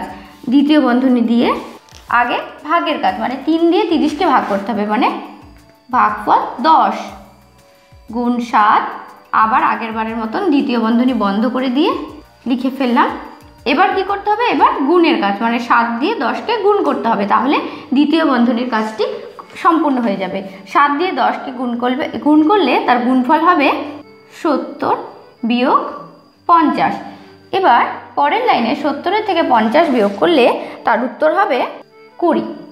তাহলে বন্ধুরা এই ছিল আমাদের বন্ধনীর ব্যবহারের একটা উদাহরণ। বন্ধুরা আমাদের এই উদাহরণটিতে আমরা একই সাথে প্রথম বন্ধনী, দ্বিতীয় বন্ধনী এবং তৃতীয় বন্ধনীর ব্যবহার শিখব। আর তার সাথে সাথে এই অঙ্কটি কিন্তু খুব মজার একটি অঙ্ক, কারণ এখানে যতগুলি সংখ্যা আছে তার প্রত্যেকটি সংখ্যাই কিন্তু এক, মানে এখানে যত সংখ্যা আছে সবগুলি এক। এবার তোমরা একটু মন দিয়ে লক্ষ্য করো আমি অঙ্কটা কি করে করেছি। সবার আগে প্রথম বন্ধনীর কাজ, মানে এখানে যে অঙ্কটি আছে 1 যোগ 1, তৃতীয় বন্ধনীর ভিতরে আবার 1 যোগ 1 বিয়োগ 1 যোগ 1 বিয়োগ 1 যোগ 1 বিয়োগ 1। এবার প্রথম বন্ধনীর কাজ, মানে সবার আগে আমাদেরকে এই অংশটুকু করতে হবে। একইভাবে সম্পূর্ণ অঙ্কটা নিয়ে এসে দ্বিতীয় বন্ধনী দিয়ে 1 যোগ 1 বিয়োগ এই অংশটুকু করলে, মানে এখানে 1 আর 1 যোগ করে পাবো আমরা 2, 2-এর থেকে 1 বিয়োগ করলে তার বিয়োগফল হবে 1। তার মানে এখানে দ্বিতীয় বন্ধনীতে আমাদের চলে আসবে 1 যোগ 1 এবং প্রথম বন্ধনীর কাজটুকু সম্পূর্ণ হওয়ার পরে তার উত্তর পাবো আমরা 1। ঠিক আছে, এবার পরের অংশ 1 যোগ 1, এবার কাজ করতে হবে আমাদেরকে দ্বিতীয় বন্ধনী, মানে এই অংশটুকুর কাজ করলে কি হবে, এই অংশটুকু মানে 1 আর 1 যোগ করতে হবে, আগে যোগের কাজ, যোগ করলে পাবো আমরা যোগফল 2, 2-এর থেকে 1 বিয়োগ করলে তার বিয়োগফল হবে 1। তার মানে এই অংশটুকু দ্বিতীয় বন্ধনীর কাজ শেষ। এবার কাজ করতে হবে আমাদের তৃতীয় বন্ধনী, মানে কি 1 যোগ 1, এবার তৃতীয় বন্ধনীর কাজ করলে 1 আর 1-এ 2 এবং তার দ্বিতীয় বন্ধনীর থেকে যে বিয়োগফলটা পেয়েছি সেটা, মানে 2 বিয়োগ 1। পরের অংশতে 1 যোগ 1 এবং এই অংশটা মানে তৃতীয় বন্ধনী তুলতে হবে, তাই 2-এর থেকে 1 বিয়োগ হলে তার উত্তর হবে 1। শেষে কি আসবে 1 আর 1, মানে প্রথমে যোগের কাজ, মানে 1 আর 1 যোগ করলে 2, তার থেকে 1 বিয়োগ করলে হবে 1। তার মানে এই অঙ্কের উত্তর হবে 1। আশা করি বন্ধুরা এই অঙ্কটা হয়তো তোমরা বুঝতে পেরেছো কি করে কোন বন্ধনীর কাজ কখন করতে হয়। প্রিয় বন্ধুরা তোমরা যেন বন্ধনীর ব্যবহারটা আরেকটু ভালো করে বুঝতে পারো, সেই জন্য আমি আরও একটা অঙ্ক তোমাদেরকে এখন দেখাবো। আমাদের অঙ্কে আছে প্রথমে 100 যোগ তৃতীয় বন্ধনী, দ্বিতীয় বন্ধনী, তারপরে 6 গুণ 12 ভাগ 4 বিয়োগ 6 গুণ, তারপরে প্রথম বন্ধনী শুরু 16 ভাগ 8, প্রথম বন্ধনী শেষ, দ্বিতীয় বন্ধনী বন্ধ হলো ভাগ 3। এবার এটা সমাধান করতে হবে। প্রথমে কি করতে হবে, প্রথমে আমাদেরকে করতে হবে ভাগের কাজ এবং প্রথম বন্ধনীর কাজ। তাহলে কি করলাম, প্রথমে যেরকম সামনে 100 যোগ বন্ধনীগুলো দিলাম এবং কি করলাম ভাগের কাজ, মানে এই অংশটি 6 গুণ 4 দিয়ে 12কে ভাগ করলে 3 এবং 6 গুণ এখানে প্রথম বন্ধনীর কাজটা করা হলো, মানে 8 দিয়ে 16কে ভাগ করলে কত হবে 2, দ্বিতীয় বন্ধনী বন্ধ করে দিয়ে ভাগ 3 লিখে ফেললাম। পরের লাইনে কি করতে হবে, 100 যোগ, এবার করতে হবে আমাদেরকে গুণের কাজ এবং দ্বিতীয় বন্ধনীর কাজ। গুণের কাজ মানে 3 আর এই গুণটা করলে 6 দিয়ে 3কে গুণ করলে 3 6 18, মাঝখানে বিয়োগ চিহ্ন এবং 6 দুগুণে 12, বন্ধনী উঠে গেল ভাগ 3, তৃতীয় বন্ধনী দিয়ে পুরো জায়গাটাকে আমরা বন্ধ করে দিলাম। এবার করতে হবে তৃতীয় বন্ধনীর কাজ। তৃতীয় বন্ধনীতে আগে কি করতে হবে, ভাগের কাজ। 100 যোগ 18, তৃতীয় বন্ধনী উঠে গেছে, বিয়োগ 12 থেকে 12 এবং 3 ভাগ করলে তার ভাগফল হবে 4, 18 বিয়োগ 4। এবার কি করতে হবে, আগে যোগের কাজ তারপরে বিয়োগের কাজ, মানে 18-র সাথে 100কে যোগ করে তার থেকে 4কে বিয়োগ করতে হবে, মানে 118 থেকে 4 বিয়োগ হলে হবে 114। এটাই হবে উত্তর। আমাদের আজকের ভিডিও হলো অঙ্ক শিক্ষিত নতুন বিষয়। আমাদের আজকের বিষয় গড় নির্ণয়। অঙ্কে কি করে গড় নির্ণয় করতে হয় সেটা আজকে আমরা খুব সহজে সংক্ষেপে জানব। প্রথমে গড় কি সেটা জানতে হলে একটা ছোট্ট উদাহরণের মাধ্যমে আমি তোমাদের কাছে গড় ব্যাপারটা একটু পরিষ্কার করার চেষ্টা করব। এখানে রিনার কাছে 2টি রুটি আছে, মিনার কাছে আছে 4টি রুটি। তারা দুজনে সমান ভাগে ভাগ করে খাবে। কি করে খাবে? দুজনের কাছে কিন্তু সমান সংখ্যক রুটি নেই, কারণ রিনার কাছে আছে 2টি, মিনার কাছে আছে 4টি। তারা কিন্তু সমান খাবে, সমান সংখ্যক রুটি দুজনের কাছে নেই, অথচ তারা সেটা সমান ভাগে তারা ভাগ করে খেতে চায়। তাহলে এখন আমাদেরকে কি করে বের করতে হবে দুজনে সমান রুটি কি করে খাবে? তাহলে এর সমাধান হবে, প্রথমে আমরা বের করব মোট রুটির সংখ্যা। মোট রুটির সংখ্যা কত?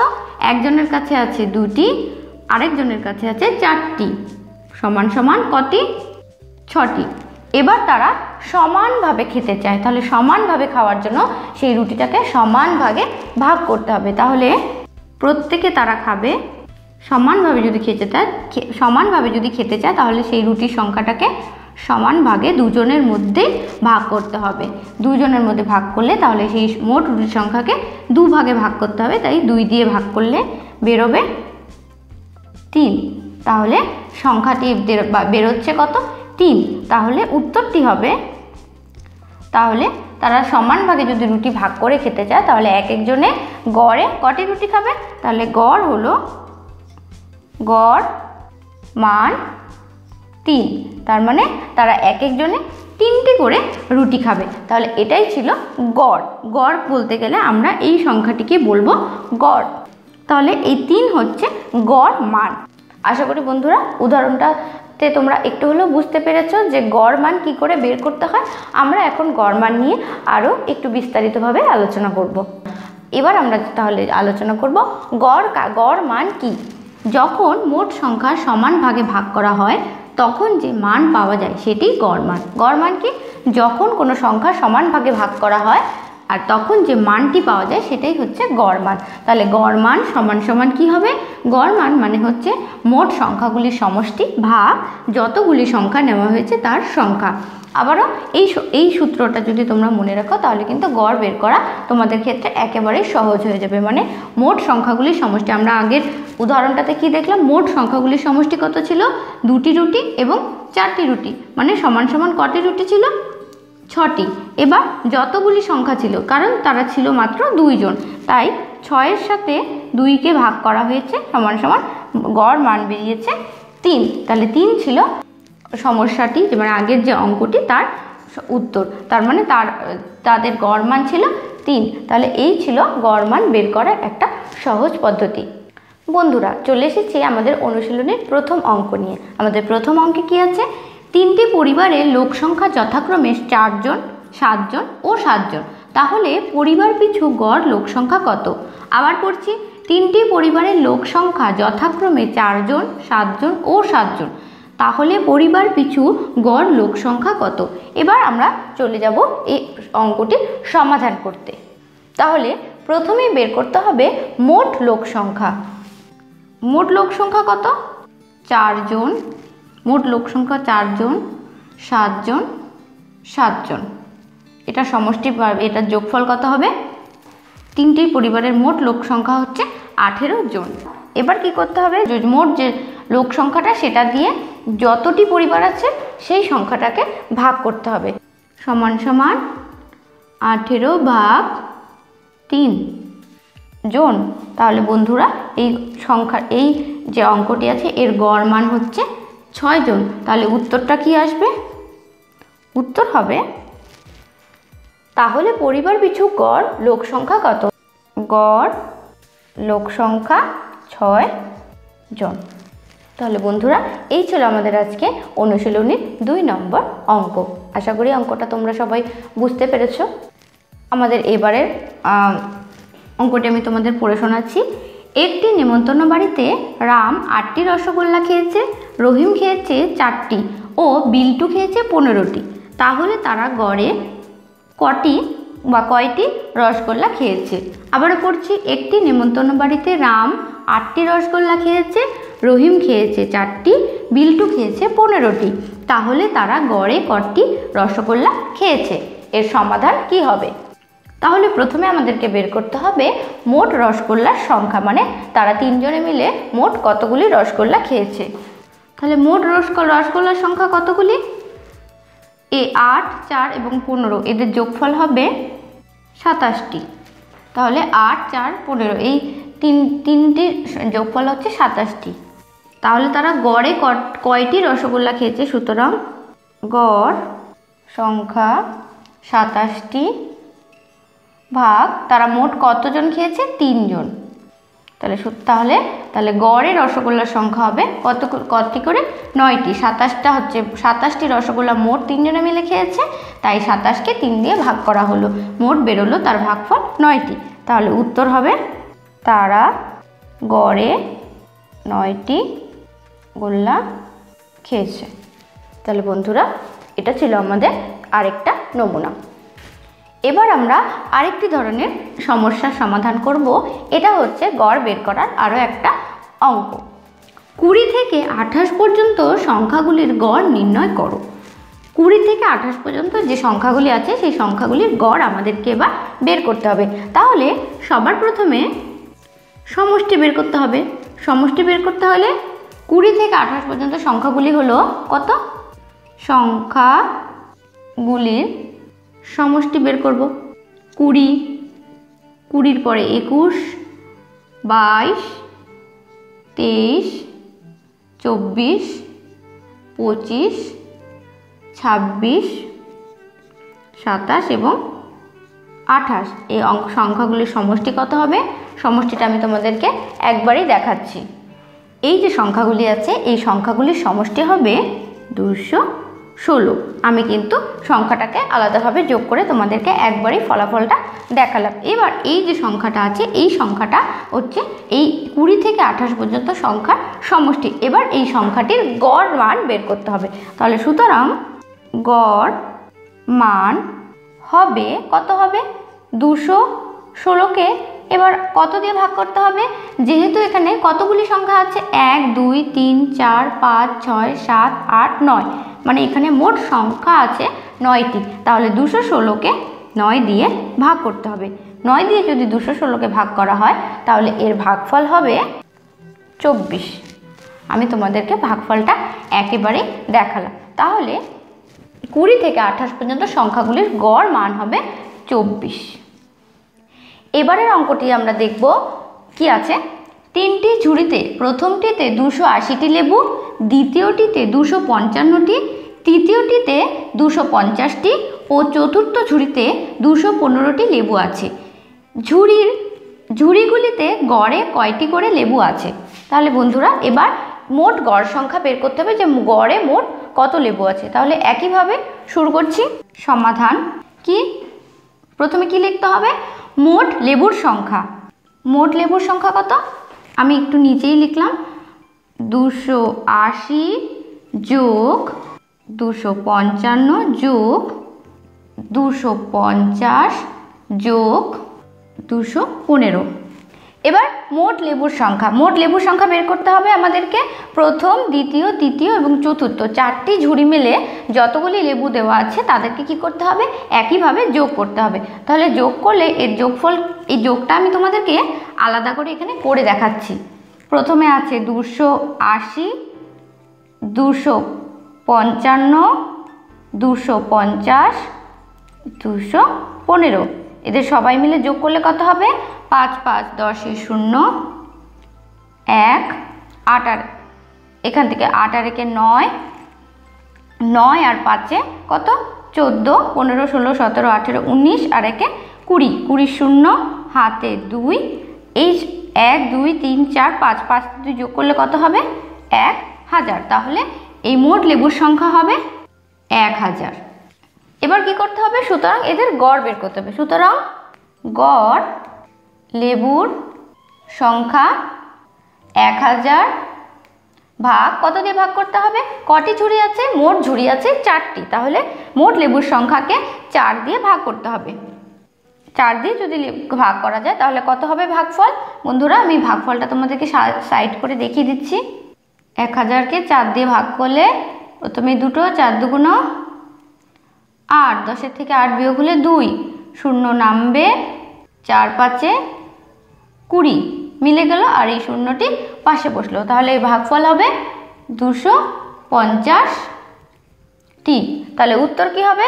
মোট লেবুর গড় লেবুর সংখ্যা হবে 250টি। এটাই হবে উত্তর। গড়ে কটি করে লেবু আছে? তাহলে উত্তর হবে গড়ে 250টি করে লেবু আছে।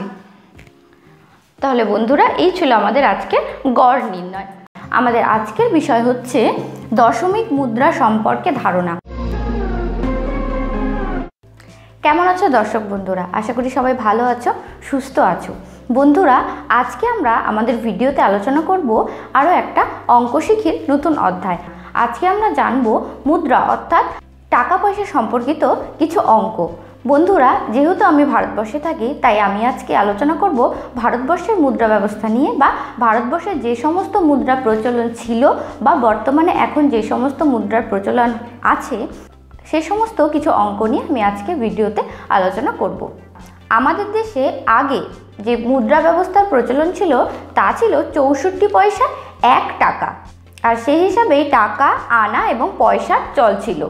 1957 সালে ভারত সরকার সেই ব্যবস্থার পরিবর্তন করে দশমিক মুদ্রার প্রবর্তন করেন। আর আমরা এখন যে হিসেবে টাকা পয়সার হিসেব করি, অর্থাৎ 100 পয়সায় 1 টাকা, মানে 100 পয়সা সমান হচ্ছে 1 টাকা। আর এই সমস্ত মুদ্রাগুলি কিন্তু ধাতুর তৈরি হয়। আর ধাতুর তৈরি মুদ্রা ছাড়াও বাজারে কাগজের তৈরি নোট ব্যবহার করা হয়। আর এই নোটগুলি বিভিন্ন প্রকারের আছে, যেমন 1 টাকা, 2 টাকা, 5 টাকা, 10 টাকা, 20 টাকা, 50 টাকা, 100 টাকা, 200 টাকা, 500 টাকা এবং বর্তমানে 2000 টাকার নোটও ভারতবর্ষে প্রচলিত হয়েছে। এবার আমরা আলোচনা করব দশমিক মুদ্রা কী করে লিখতে হয় এবং তার কিছু ব্যবহার। টাকা পয়সার অঙ্ক করার সময় বা টাকা পয়সা লেখার সময় আমরা যে জিনিসগুলোকে একটু মনে রাখবো সেগুলি হচ্ছে, দশমিক মুদ্রাকে সবসময় 2 ঘর দিয়ে প্রকাশ করতে হয়। 1 থেকে 9 পর্যন্ত লিখতে হলে আগে শূন্য বসিয়ে নিতে হয়। সংক্ষেপে টাকাকে টা আকারে টা এবং পয়সাকে প লিখতে হয়। আমি আরও একবার পড়ছি বন্ধুরা, একটু মন দিয়ে শুনবে। দশমিক মুদ্রাকে সবসময় 2 ঘর দিয়ে প্রকাশ করতে হয়। 1 থেকে 9 পর্যন্ত লিখতে হলে আগে শূন্য বসিয়ে নিতে হবে। যখন 1 থেকে 9 পর্যন্ত লেখা হবে তখন আগে একটা শূন্য বসিয়ে নিতে হবে এবং সংক্ষেপে টাকাকে টা এবং পয়সাকে প লিখতে হয়। এখন দেখব আমরা বন্ধুরা যে 1 থেকে 9 পর্যন্ত দশমিক মুদ্রা বা পয়সা লেখার পদ্ধতি। কারণ 1 থেকে 9 পর্যন্ত দশমিক পয়সাকে আমরা কি করে লিখব। 1 পয়সা মানে 0.01, 2 পয়সা 0.02, 3 পয়সা 0.03, 4 পয়সা 0.04, 5 পয়সা 0.05, 6 পয়সা 0.06, 7 পয়সা 0.07, 8 পয়সা 0.08, 9 পয়সা 0.09, 10 পয়সা 0.10, মানে 10 পয়সা। আমি আগেই বললাম তোমাদেরকে, কারণ পয়সার ঘর সবসময় 2 অঙ্কে লিখতে হবে। যদি ফাঁকা থাকে তাহলে তার আগে কি করতে হবে, 1 থেকে 9 পর্যন্ত সংখ্যার আগে অবশ্যই শূন্য বসিয়ে নিতে হবে। এখন আমরা শিখব টাকা ও পয়সা কিভাবে লিখতে হয়। একসাথে টাকা পয়সাকে আমরা কি করে লিখব। 3 টাকা 3 পয়সা, 3 টাকা 3 পয়সাকে আমি 3.03 টাকাও লিখতে পারি, অথবা টাকা 3.03 এভাবেও লিখতে পারি। 5 টাকা 15 পয়সা, এই 5 টাকা 15 পয়সাকে কি করে লিখতে পারি, 5.15 টাকা এইভাবে, অথবা টাকা 5.15 এইভাবেও লেখা যেতে পারে। 11 টাকা 21 পয়সা, এই 11 টাকা 21 পয়সাকে কিভাবে লেখা যেতে পারে, 11.21 টাকা বা টাকা 11.21, এই 2 ভাবে আমরা টাকা পয়সাকে লিখতে পারি। তাহলে বন্ধুরা সবাই একটু মন দিয়ে দেখো যে টাকা পয়সাকে আমরা একই সাথে কি করে লিখতে পারি। এখন আমরা শিখব যে টাকা থেকে পয়সায় এবং পয়সা থেকে টাকায় পরিণত করা, মানে টাকাকে পয়সায় কি করে পরিণত করব এবং পয়সাকে কি করে টাকায় পরিণত করব সেটা এবার আমরা শিখব। প্রথমেই আমি লিখেছি এখানে 9 টাকা সমান সমান 900 পয়সা, 17 টাকা সমান সমান 1700 পয়সা, মানে 1700 পয়সা। বন্ধুরা, আমি ভিডিও শুরুতেই কিন্তু তোমাদেরকে বলেছিলাম যে 1 টাকা মানে 100 পয়সা, মানে 100 পয়সা সমান সমান 1 টাকা। 1 টাকার মধ্যে 100 পয়সা মিলেই তবে 1 টাকা হবে। তাহলে 1 টাকা হতে গেলে 100 পয়সার দরকার। ঠিক একইভাবে 1 টাকা মানে যদি 100 পয়সা হয় তাহলে 9 টাকা মানে 900 পয়সা, আর 17 টাকা মানে 1700 পয়সা। এই 1 টাকা মানে যে 100 পয়সা, সেই হিসেবটা কিন্তু আমাদের প্রত্যেককে মনে রাখতে হবে পয়সা এবং টাকার হিসেব করার সময়। এবার আমরা কি জানব, টাকা ও পয়সাকে পয়সায় পরিণত করতে হলে মাঝের দশমিক বিন্দুটিকে তুলে দিলেই তা পয়সায় পরিণত হবে। আবার পড়ছি, টাকা ও পয়সাকে পয়সায় পরিণত করতে হলে মাঝের দশমিক বিন্দুটিকে তুলে দিলেই তা কি হবে, পয়সায় পরিণত হবে। যেমন এখানে আমি উদাহরণ লিখেছি 5.05 টাকা, এই 5.05 টাকাকে যদি আমরা মাঝখান থেকে এই দশমিকটিকে তুলে দিই তাহলে এটা কত হবে? 505 পয়সা। মানে এই দশমিক তুলে দিলেই সেটা পয়সায় পরিণত হবে। 25.15 টাকা, 25.15 টাকাকে যদি আমরা তুলে দিই তাহলে টোটাল সম্পূর্ণটা কত আসলো? 25 মানে 2515 পয়সা। এটাই হবে টাকা থেকে পয়সায় পরিণত করা। খুবই সহজ, একটু মনে রাখলে কিন্তু দেখবে আর কোনো রকম অসুবিধা থাকবে না। তাহলে বন্ধুরা এই ছিল টাকাকে পয়সায় পরিণত করা। শুধুমাত্র মাঝখানে দশমিক বিন্দুটিকে তুলে দিলেই হয়ে যাবে সেটা পয়সা। এখন আমরা শিখব যে পয়সাকে কি করে টাকায় পরিণত করতে হয়। আমরা আগে শিখলাম যে টাকাকে কি করে পয়সায় পরিণত করতে হয়, এবার আমরা শিখব যে পয়সাকে কি করে টাকায় পরিণত করতে হয়।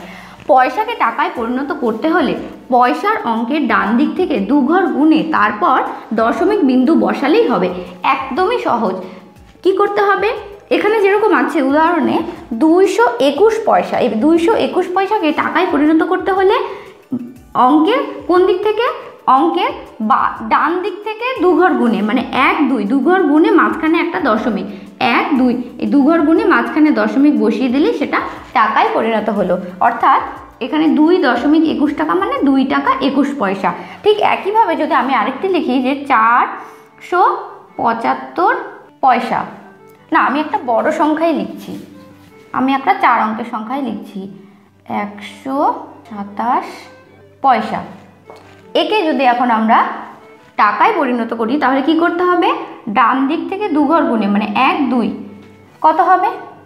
7 2.01 এত টাকা, অর্থাৎ 10 টাকা 27 পয়সা। তাহলে বন্ধুরা টাকাকে পয়সায় পরিণত করাটাও যেমন খুব সহজ, ঠিক একইভাবে পয়সাকে টাকায় পরিণত করাটাও কিন্তু অনেকটাই সহজ। তাহলে এবার আমরা এমন একটা জিনিস শিখবো যেটা হয়তো যে সমস্ত পয়সা বা মুদ্রার ব্যবহার হয়তো এখন নেই, কিন্তু সেই হিসেবটা কিন্তু আমাদের জানতে হবে। কারণ সেই হিসেব যদি আমরা না জানি তাহলে আমরা বেশি অঙ্কের টাকা বা পয়সার মূল্যায়ন করতে পারবো না। তাহলে বন্ধুরা আমি পড়ছি, তোমরা একটু মন দিয়ে কিন্তু শুনবে বা লক্ষ্য করবে। 100টি 1 পয়সা, 100টি 1 পয়সা মিলে হবে 1 টাকা। 50টি 2 পয়সা, 50টি 2 পয়সাতেও হবে 1 টাকা। 2টি আধুলি 8 আনা অথবা 50 পয়সা, 50 পয়সাকে আনা 8 আনা আবার আধুলিও বলা হতো। তাই 2টি আধুলি 8 আনা অথবা 50 পয়সায়, মানে 2টি আধুলি 2টি 8 আনা অথবা 2টি 50 পয়সায়ও কিন্তু 1 টাকা। 25 পয়সা মানে 1 সিকি বা 4 আনা, 25 পয়সাকে সিকি বা আনা বলা হতো, 4 আনা, 4 আনা বা 1 সিকি মানে হচ্ছে 25 পয়সা। 4টি সিকি বা 4টি আনা বা 4টি 25 পয়সাও কিন্তু 1 টাকা। 5টি 20 পয়সা, 5টি 20 পয়সা সমান সমান 1 টাকা, 5টি 20 পয়সা মিলেও 1 টাকা। 10টি 10 পয়সা সমান সমান 1 টাকা, 10টি 10 পয়সাও কিন্তু 1 টাকার সমান। 20টি 5 পয়সা মানেও 1 টাকা, 20টি 5 পয়সা মিলেও 1 টাকা হয়। প্রিয় দর্শক বন্ধুরা, এতক্ষণ পর্যন্ত আমরা টাকা পয়সা সম্পর্কে যা যা শিখলাম সেটারই একটা ছোট্ট অনুশীলনী এবার আমি আলোচনা করব। এখানে আমি প্রথমে লিখেছি 1 টাকায় কত পয়সা। এবার তার উত্তরটা আমাদেরকে লিখতে হবে। 1 টাকায় কত পয়সা? উত্তর হবে 1 টাকায় 100 পয়সা। আমি সংখ্যাতেই লিখলাম, কথায় না লিখে। কত পয়সায় 1 আধুলি? 1 আধুলি মানে কত পয়সা? উত্তর হবে 50 পয়সায় 1 আধুলি। পরের প্রশ্ন কি আছে? 1 টাকায় কয়টি সিকি? আমি আগে বলেছি, এবার তোমরা একটু মনে করে বলো তো 1 টাকাতে কয়টা সিকি আছে? 1 টাকাতে 4টে সিকি মানে 25 পয়সা, 4টি সিকি। তারপরে প্রশ্ন আছে 1 টাকায় কয়টি 20 পয়সা? কতটি 20 পয়সায় 1 টাকা হয়? বন্ধুরা খুবই সহজ, উত্তর 5টি। 5টি 20 পয়সায় 1 টাকা। পরের প্রশ্ন আছে কয়টি 10 পয়সায় 1 টাকা? 1 টাকা হওয়ার জন্য কয়টি 10 পয়সা দরকার? তাহলে তার উত্তরও একেবারেই সোজা, 10টি। 10টি 10 পয়সায় 1 টাকা। বন্ধুরা আমি আবারও পড়ছি, তোমরা একটু উত্তরগুলো মনে রাখবে। 1 টাকায় কত পয়সা? 100 পয়সা। 100 পয়সায় 1 টাকা। কত পয়সায় 1 আধুলি? 50 পয়সায় 1 আধুলি। 1 টাকায় কয়টি সিকি? 4টি সিকি। 1 টাকাতে কয়টি সিকি থাকে? 4টি সিকি। 1 টাকায় কয়টি 20 পয়সা? 5টি 20 পয়সা। মানে 1 টাকাতে কয়টি 20 পয়সা? 5টি। কয়টি 10 পয়সায় 1 টাকা? 10টি 10 পয়সায় 1 টাকা। আজকে আমরা শিখব স্থানীয় মানের কিছু অঙ্ক। হ্যালো দর্শক বন্ধুরা, তোমরা সবাই কেমন আছো? আমি মৌসুমী, আর আজকে আমি তোমাদেরকে শেখাবো স্থানীয় মান। তাহলে বন্ধুরা চলো শুরু করছি আজকের ভিডিওটি। সবার প্রথমে আমি এখানে লিখেছি 3 অঙ্কের সবচেয়ে ছোট সংখ্যা 100।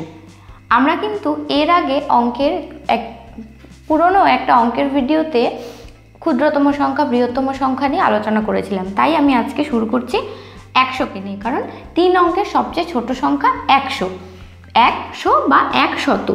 আর 3 অঙ্কের সবচেয়ে বড় সংখ্যা হচ্ছে 999, মানে 999। তাহলে এবার একটা জিনিস মনে রাখতে হবে, এই 999-এর সাথে, মানে 999-এর সঙ্গে যদি 1 যোগ করা যায় তাহলে সেটা কত হবে? 1000। মানে এখানে কিন্তু একটা অঙ্ক বেড়ে গেল, মানে একক, দশক, শতক একটা অঙ্ক বেশি। মানে এখানে সংখ্যাটি কিন্তু 4 অঙ্কের সংখ্যা। 4 অঙ্কের সংখ্যা যখন আসবে তখন এটার এই অঙ্কটার এই যে একের মান হবে সহস্র বা 1000। এবার এইরকমই 1000 থেকে শুরু করে 1001, যেমন 1001, 1002, 1003, এইভাবে চলতে যখন 999 মানে 9999 হবে, ঠিক একইভাবে তার সঙ্গে যখন আরও 1 যোগ হবে তখন কিন্তু সংখ্যা বেড়ে সেটা হয়ে যাবে 1 2 3 4 5। মানে 9999-এর সাথে যদি 1 যোগ করা হয় তাহলে যে সংখ্যাটা আসে সেই সংখ্যাটা হলো 5 অঙ্কের একটা সংখ্যা। এই যে একক, দশক, শতক, হাজার, এই যে একের যে স্থানটা, এই স্থানটা হচ্ছে অযুতে স্থান। ঠিক আছে, পঞ্চম স্থানটি হলো অযুতে স্থান। ঠিক এইভাবে একটি একটি করে সংখ্যা, একটা সংখ্যা যখন বাড়তে থাকবে প্রত্যেকের এক একটা স্থান থাকে। এই যে প্রত্যেকটা অঙ্কের, প্রত্যেকটা সংখ্যার যে এক একটা স্থান, এই স্থানগুলোকে বলা হয় স্থানীয় মান। আর আজকে আমরা এই স্থানীয় মানটাই শিখব। এবার এখানে আমি অঙ্কের যে স্থানগুলি আছে সেই স্থানগুলিকে লিখেছি।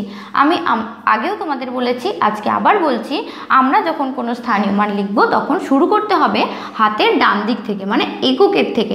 একক, দশক, শতক, হাজার, অযুত, লক্ষ, নিযুত, কোটি। তার মানে অঙ্কের স্থানগুলির মধ্যে প্রথম স্থান হচ্ছে এককের স্থান, এটা হচ্ছে প্রথম। দশক হচ্ছে দ্বিতীয় স্থান, শতক তৃতীয়, হাজার হচ্ছে চতুর্থ, অযুত পঞ্চম স্থান, লক্ষ ষষ্ঠ স্থান, নিযুত সপ্তম এবং কোটি হচ্ছে অষ্টম। এই স্থানগুলির মধ্যে এককের স্থান প্রথম এবং একক হচ্ছে সব থেকে ছোট স্থান, মানে প্রথম স্থান এবং সব থেকে ছোট স্থান। আর সব থেকে বড় স্থান হচ্ছে কোটি।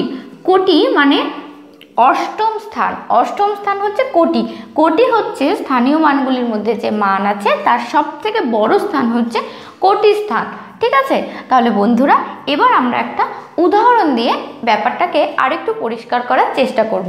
আমি এখানে লিখেছি 7 2 1 0 5 3। এখানে এবার আমি প্রত্যেকের স্থানীয় মানকে আলাদা আলাদা করে তোমাদের দেখাবো।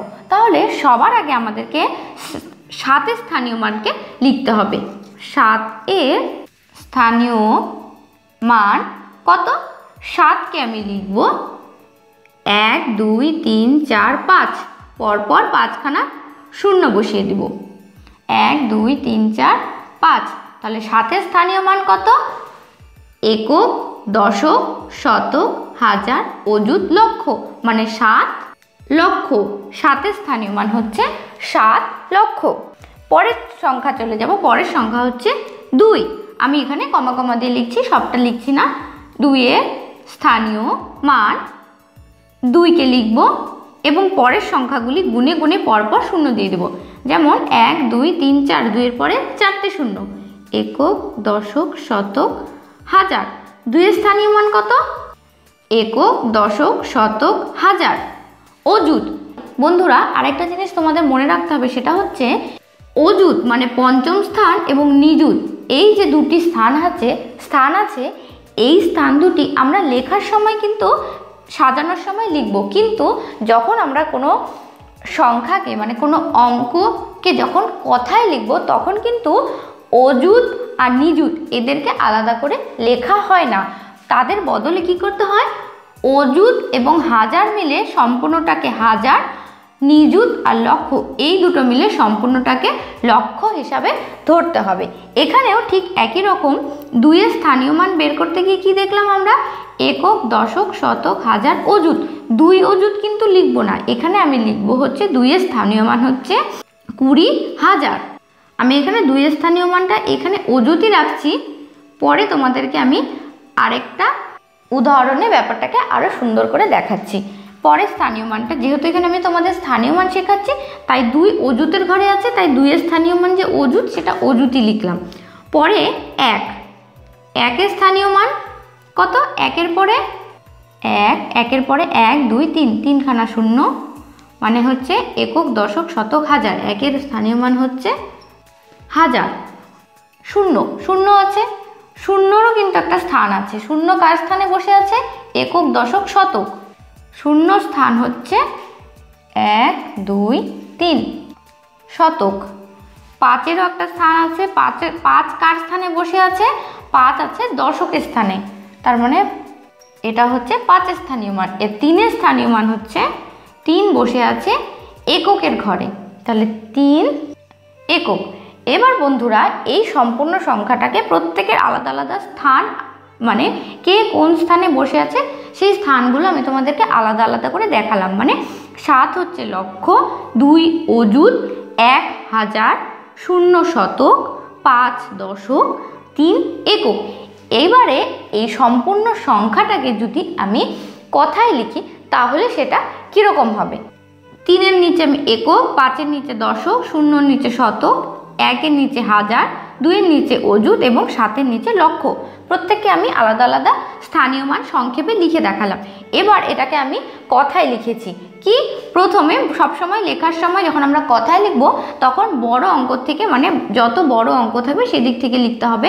যেমন এখানে কত আছে? 7 লক্ষ, 21,000। 21,000 কত অযুত আর হাজার এই দুটি ঘর মিলে সম্পূর্ণটা হয়ে গেল হাজার, মানে 2 1 21,000। আর আমরা তো আগেই শিখেছি যে একক আর দশক দুটি ঘর মিলে সংখ্যাটাকে একেবারে লিখতে হয়। তাহলে যেহেতু শতকের ঘরে কোনো সংখ্যা নেই, শতক 0 শতক না লিখে আমরা 7,21,053 সরাসরি চলে যাব 53।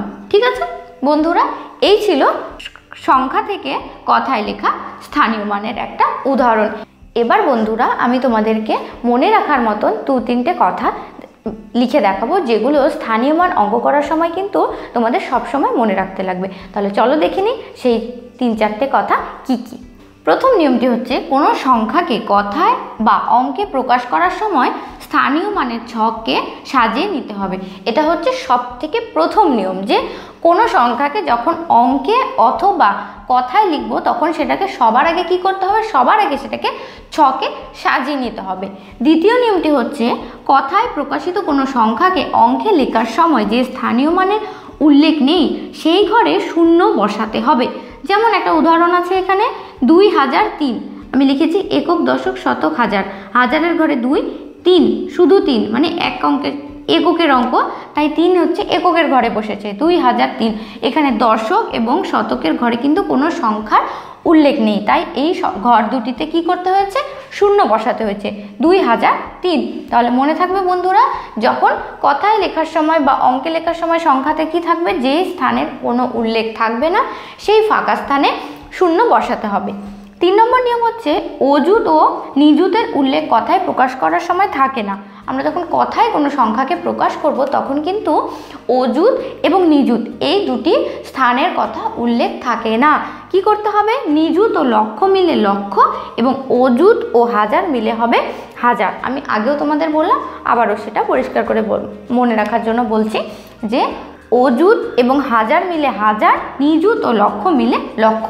এই দুটো যে স্থান আছে এই দুটো স্থানকে কিন্তু পাশের দুটো স্থানের সাথে মিলিয়ে সংখ্যাগুলি লিখতে হবে। তাহলে বন্ধুরা, আশা করি এই তিনটি নিয়ম তোমরা বুঝতে পেরেছো এবং মনে রাখার চেষ্টা করবে, তাহলে দেখবে স্থানীয় মান তোমাদের ক্ষেত্রে অনেকটাই সহজ হয়ে যাবে। এবার আমরা স্থানীয় মান নিয়ে ছোট্ট কয়েকটা অনুশীলনীর অঙ্ক করব। তাহলে শুরু করছি, চলো। আমাদের প্রথম অঙ্ক, আমি প্রথমে তোমাদেরকে একটু সহজ থেকে দেখানোর চেষ্টা করছি। প্রথমে হচ্ছে কথায় লিখো। এখানে একটা সংখ্যা আছে, এই সংখ্যাটিকে যখন আমরা কথায় লিখব তখন কি করে লিখতে হবে আমি আগেই তোমাদের বলছি। কথায় লেখো বা অঙ্কে লেখো, যেটাই করো সবার আগে কি করতে হবে? স্থানীয় মানের ছকে সাজাতে হবে। তাহলে আমি সংখ্যাটাকে স্থানীয় মানের ছকে সবার আগে সাজাবো।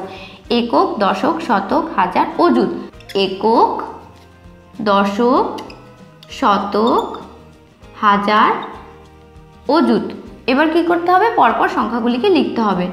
5, 4, 3, 2, 1। কি করতে হবে? একে যদি এখন আমি কথায় লিখি তাহলে কি করতে হবে? যেহেতু আমি আগেই বললাম তোমাদেরকে যে অযুত আর হাজার মিলে কি হয়? অযুত এবং হাজার মিলে হচ্ছে তোমাদের হাজার হবে। তাহলে 12,000, শতকের ঘরে আছে 3, তাহলে 3 শত 4 5 কত? 45 হয়ে গেল কথায় লেখা। 12,345।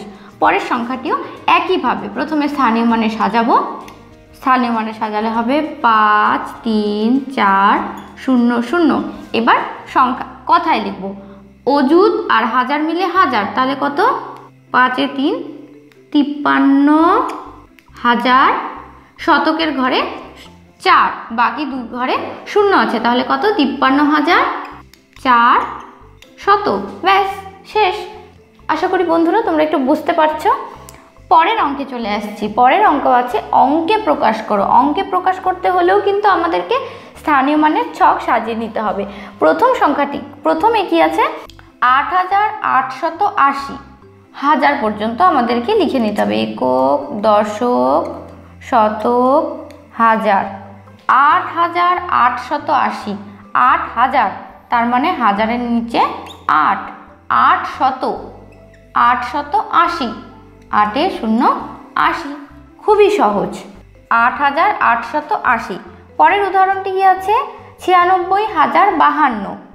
একক, দশক, শতক, হাজার, অযুত। এখানে কিন্তু আমাকে অযুত লিখতে হলো, তার কারণ 96,000 আছে। 96 কিন্তু 2 অঙ্কের সংখ্যা, তাই আমাদেরকে হাজারের পরে অযুতকেও লিখে নিতে হলো।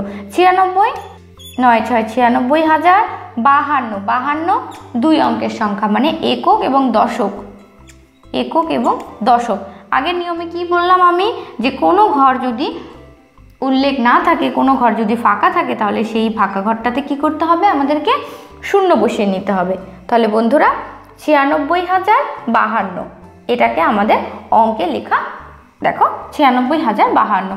তাহলে যদি আমরা প্রত্যেকটি সংখ্যাকে ছক হিসাবে সাজাই এবং একক থেকে দশক, শতক, হাজার, অযুত, লক্ষ, নিযুত, কোটি পর্যন্ত ঠিকঠাকভাবে সাজাতে পারি, তাহলে কিন্তু আমাদের স্থানীয় মানে আর কোনো রকম অসুবিধে থাকবে না। আজকে আমরা শিখব স্থানীয় মানের যোগ কী করে করতে হয়। হ্যালো প্রিয় দর্শক বন্ধুরা, সবাই কেমন আছো?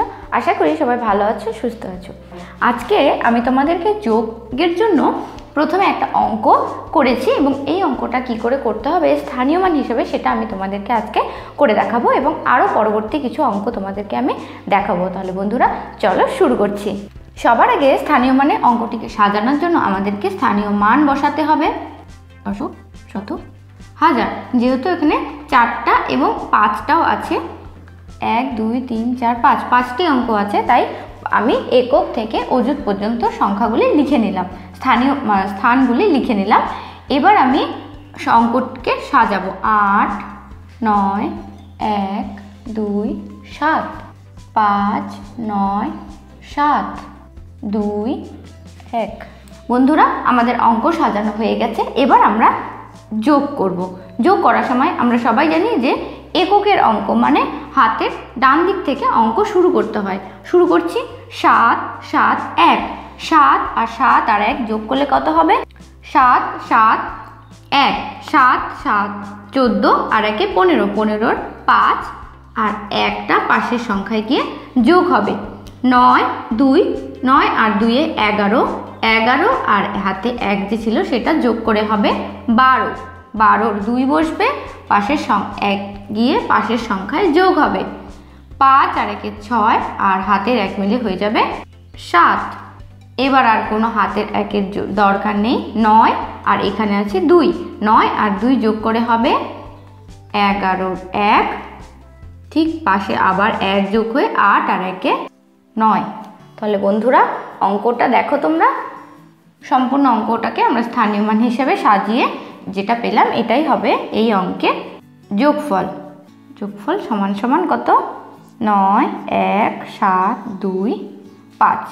এইটাই হবে এই অঙ্কের উত্তর। তাহলে বন্ধুরা এই হলো এই স্থানীয় মানে সাজানোর যোগফলের উত্তর। আমি তোমাদেরকে আরও একটা যোগ অঙ্ক করে দেখাচ্ছি। পরবর্তী স্থানীয় মানটিকে আমরা ঠিক একইভাবে সাজাবো। 9, 7, 9, 1, 8, 2, 3, 9, 9। পরের সংখ্যা 1, 2, 3, 4। এবারে যোগ করব। যোগ করার সময় ডান দিক থেকে 4, 9, 8। 21-এর 1 হাতে যোগ হয়ে যাবে 2। এককের অঙ্ক বসে এবং দশকের অঙ্ক পাশের সংখ্যায় যোগ হয়। 3, 9, 1। 9 আর 1 10। 10 আর 3 13, 14, 15। 15-র 5 পাশের 1 গিয়ে পাশে যোগ হবে। 9, 3, 2। 9 আর 3 12, 13, 14 আর 1 15। 15-র 5 হাতে থাকলো 1, সেই 1টা গিয়ে পাশের সংখ্যায় যোগ হবে। 7, 2, 1। 7, 2 হচ্ছে 9, 1 10। 10 আর 1 11-র 1 হাতে থাকলো 1, 9 আর 1 10।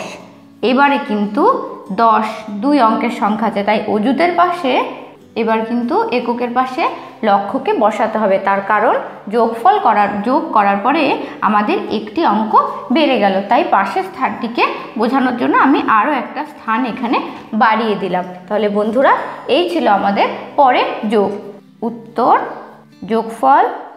বন্ধুরা যোগ তো হলো, এবার করব আমরা বিয়োগ অঙ্ক। বিয়োগের জন্য আমি এখানে দুটো অঙ্ক করেছি। এবার এই দুটো অঙ্ক আমি তোমাদের করে দেখাবো। সবার আগে সবচেয়ে প্রথমে যেটা করতে হবে সেটা হচ্ছে স্থানীয় মান সাজাতে হবে। দশক, শতক, হাজার, অযুত। এবার আমি সংখ্যাগুলি সাজাবো। 2, 1, 7, 3, 5। পরের সংখ্যা 3, 7, 8, 1। বিয়োগ শুরু করতে হবে ডান দিক থেকে। 5-এর থেকে 1 বিয়োগ হয়ে গেল, থাকবে 4। 3-এর থেকে 8কে বিয়োগ করতে হবে। যেহেতু 3-এর থেকে 8কে বিয়োগ করা যাবে না, তাই 3 হয়ে যাবে 13। পাশের সংখ্যা থেকে 1 কমে গেল, হয়ে যাবে 6। 13-র থেকে 8 বিয়োগ হলে 9, 10, 11, 12, 13 মানে 5। 6-এর থেকে 7কে বিয়োগ করা যাবে না, পাশের সংখ্যা কেটে 6 হয়ে যাবে 16। 16-র থেকে 7 গেলে 7-এর পরে 8, 9, 10, 11, 12, 13, 14, 15, 16 মানে 9। এখানে কিন্তু 0। 0-র থেকে 3কে বিয়োগ করা যাবে না, পাশের সংখ্যা কাটলে কত হয়ে যাবে? এখানে 10। এখানে হয়ে যাবে 1। 10-এর থেকে 3 বিয়োগ হলে 7, আর এখানে 1 নেমে 1 বসে গেল। তাহলে এই ছিল বিয়োগ স্থানীয় মানের। বিয়োগফল সমান সমান 1, 7, 9, 5, 4। বন্ধুরা আশা করি বিয়োগটা তোমরা বুঝতে পেরেছো। যদি বুঝতে কোনো রকম অসুবিধা হয় তাহলে অবশ্যই জানাতে হবে কমেন্টে। আমি চেষ্টা করব তোমাদের সমস্যা সমাধান করার।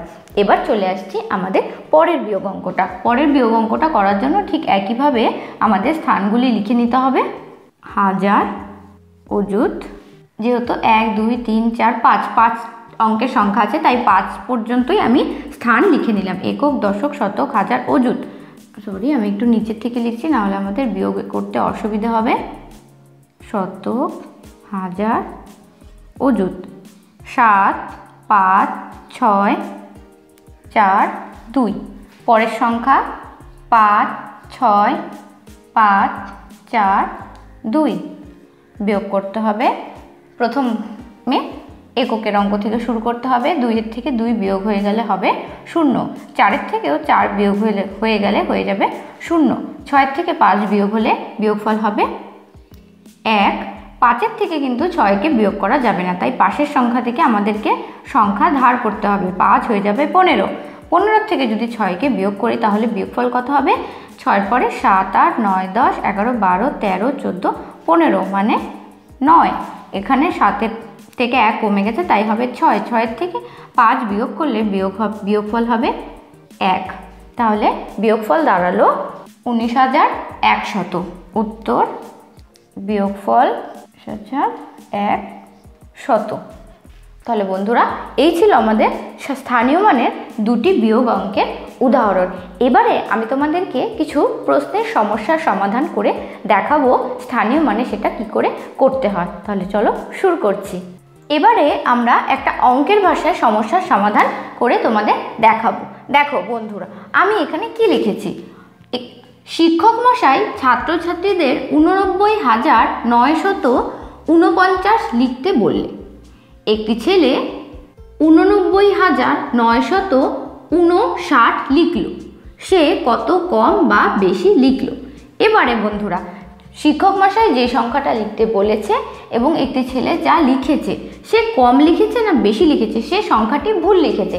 সে সংখ্যাটি কত কম বা কত বেশি লিখলো, কত কম বা কত বেশি লিখলো সেটা বের করতে হবে আমাদেরকে এবার স্থানীয় মানে প্রকাশ করে। তাহলে সমাধানটি হবে, সবার আগে আমাদেরকে করতে হবে ওপরে শিক্ষক মশাই যে সংখ্যাটা লিখতে বলেছে সেটাকে আমাদের স্থানীয় মানে সাজাতে হবে। একক, দশক, শতক, হাজার, অযুত। এবারে সংখ্যাটিকে 89,949। 949 কত কত? 4-এ 9। আর ছেলেটি লিখেছে 89,959। তাহলে এই যে সংখ্যাটি আছে, এই সংখ্যাটির থেকে বিয়োগ করলে বেরিয়ে যাবে বা সমাধানটি কি হবে? 8, 9, 9, 5, 9 বিয়োগ 8, 9, 9, 4, 9। এটা হবে। এবার সমাধান করতে হবে। ঠিক একইভাবে একক, দশক, শতক, হাজার, অযুত। বড় সংখ্যাটিকে প্রথমে লিখব, তারপরে লিখব ছোট সংখ্যাটি। এবার বিয়োগ। 9 থেকে 9 বিয়োগ হলে 0। 5-এর থেকে 4 বিয়োগ হলে হবে 1। 9-এর থেকে 9 বিয়োগ হলেও কিন্তু 0। 9-এর থেকে 9 বিয়োগ হলেও 0 এবং 8-এর থেকে 8 বিয়োগ হলেও 0। যেহেতু বাঁ দিকে 0-র কোনো মূল্য থাকে না, তাই সংখ্যাটি হবে 10। তাহলে উত্তরটি হবে, সে কত কম বা বেশি লিখলো? সে 10 বেশি লিখলো। সে 10 বেশি লিখলো। বন্ধুরা, এই ছিল অঙ্কটির সমাধান। ছেলেটি যা লিখেছিল এবং মাস্টারমশাই যেটা বলেছিল সেটার মধ্যে যে কম না বেশি সেটা বের করতে হলে আমাদেরকে কি করতে হবে? বিয়োগ করতে হবে। আর বিয়োগ করে যে সংখ্যাটি বেরোলো সেটা হচ্ছে 10। বন্ধুরা, আশা করি অঙ্কটা তোমরা বুঝতে পেরেছো। আমি তোমাদেরকে আরও একটি অঙ্ক দেখাচ্ছি। এবার আমরা আলোচনা করব আরও একটা অঙ্ক নিয়ে। এই অঙ্কে কি আছে? রামুর দোকানে প্রথম দিন 4,780 টাকার, দ্বিতীয় দিন 9,795 টাকার ও তৃতীয় দিন 6,758 টাকার জিনিস বিক্রি হয়েছে। ওই 3 দিনে মোট কত টাকার জিনিস বিক্রি হয়েছে? এবারে আমাদেরকে এর মোট টাকা, যেটা মোট বিক্রি হয়েছে, সেই সংখ্যাটা বের করতে হবে স্থানীয় মান অঙ্কের মাধ্যমে। এবারে বন্ধুরা, মোট যেহেতু বের করতে বলেছে, প্রথম দিন, দ্বিতীয় দিন, তৃতীয় দিনের মোট সংখ্যা বের করতে হলে কি করতে হবে? আমাদেরকে সহজভাবে অঙ্কটাকে যোগ অঙ্ক করতে হবে। তাহলে সমাধানটা করি। 4780 যোগ 9795 যোগ 6758। এবার স্থানীয় মানে সাজাবো, একক, দশক, শতক, হাজার। প্রথম সংখ্যা 4780, 9795, 6758। প্রথমে স্থানীয় মানে সাজানো হলো। এবার আমরা যোগ করে দেখাবো। 5 আর 8, 8 5 13, 13 3। দশকের অঙ্কটি মানে যে 1 আছে সেই পাশের ঘরে গিয়ে যোগ হবে। 9, 9 5 8, 9 8 আর 9 হচ্ছে 17, 17 আর 5 18, 19 20 21 22, 22 আর 1 23, 23 এ 3 যোগ হবে 2। 7 7 7, 7 7 7, 3 7টা, 3টি 7 যোগ করলে হবে 21, 21 আর 2 22 23, 23 এ 3 হাতের 2 যোগ হবে। এবার 9 4 9 6, 9 আর 4 13, 13 আর 6 14 15 16 17 18 19, 19 আর 2 20 21, 21 এর 1 পাশে গিয়ে 2, এই 2 পাশে বসবে। যেহেতু 2 পাশে একটি সংখ্যা বেড়ে গেল তাই আমরা একটা স্থান বাড়িয়ে দিলাম, মানে অজুতের ঘরটি। ঠিক আছে, তাহলে বন্ধুরা ওই 3 দিন মোট কত টাকার জিনিস বিক্রি হয়েছে? ওই 3 দিন 21333 টাকার জিনিস বিক্রি হয়েছে। এটাই হবে উত্তর। ওই 3 দিন মোট 21333 টাকার জিনিস বিক্রি হয়েছে। আশা করি অঙ্কটা তোমরা বুঝতে পেরেছো। আজকে আমরা শিখব স্থানীয় মানের গুণ এবং ভাগফল। প্রিয় দর্শক বন্ধুরা, আমি চলে এসেছি আমাদের অঙ্ক শিখির পরবর্তী ভিডিও নিয়ে। বন্ধুরা, আমরা এর আগের ভিডিওগুলিতে স্থানীয় মান নির্ণয় করা, স্থানীয় মানের যোগ, স্থানীয় মানের বিয়োগ করা শিখেছি। এবার গুণ এবং ভাগফল করার আগে যেটা সবথেকে বেশি গুরুত্বপূর্ণ সেটা হচ্ছে নামতা জানা।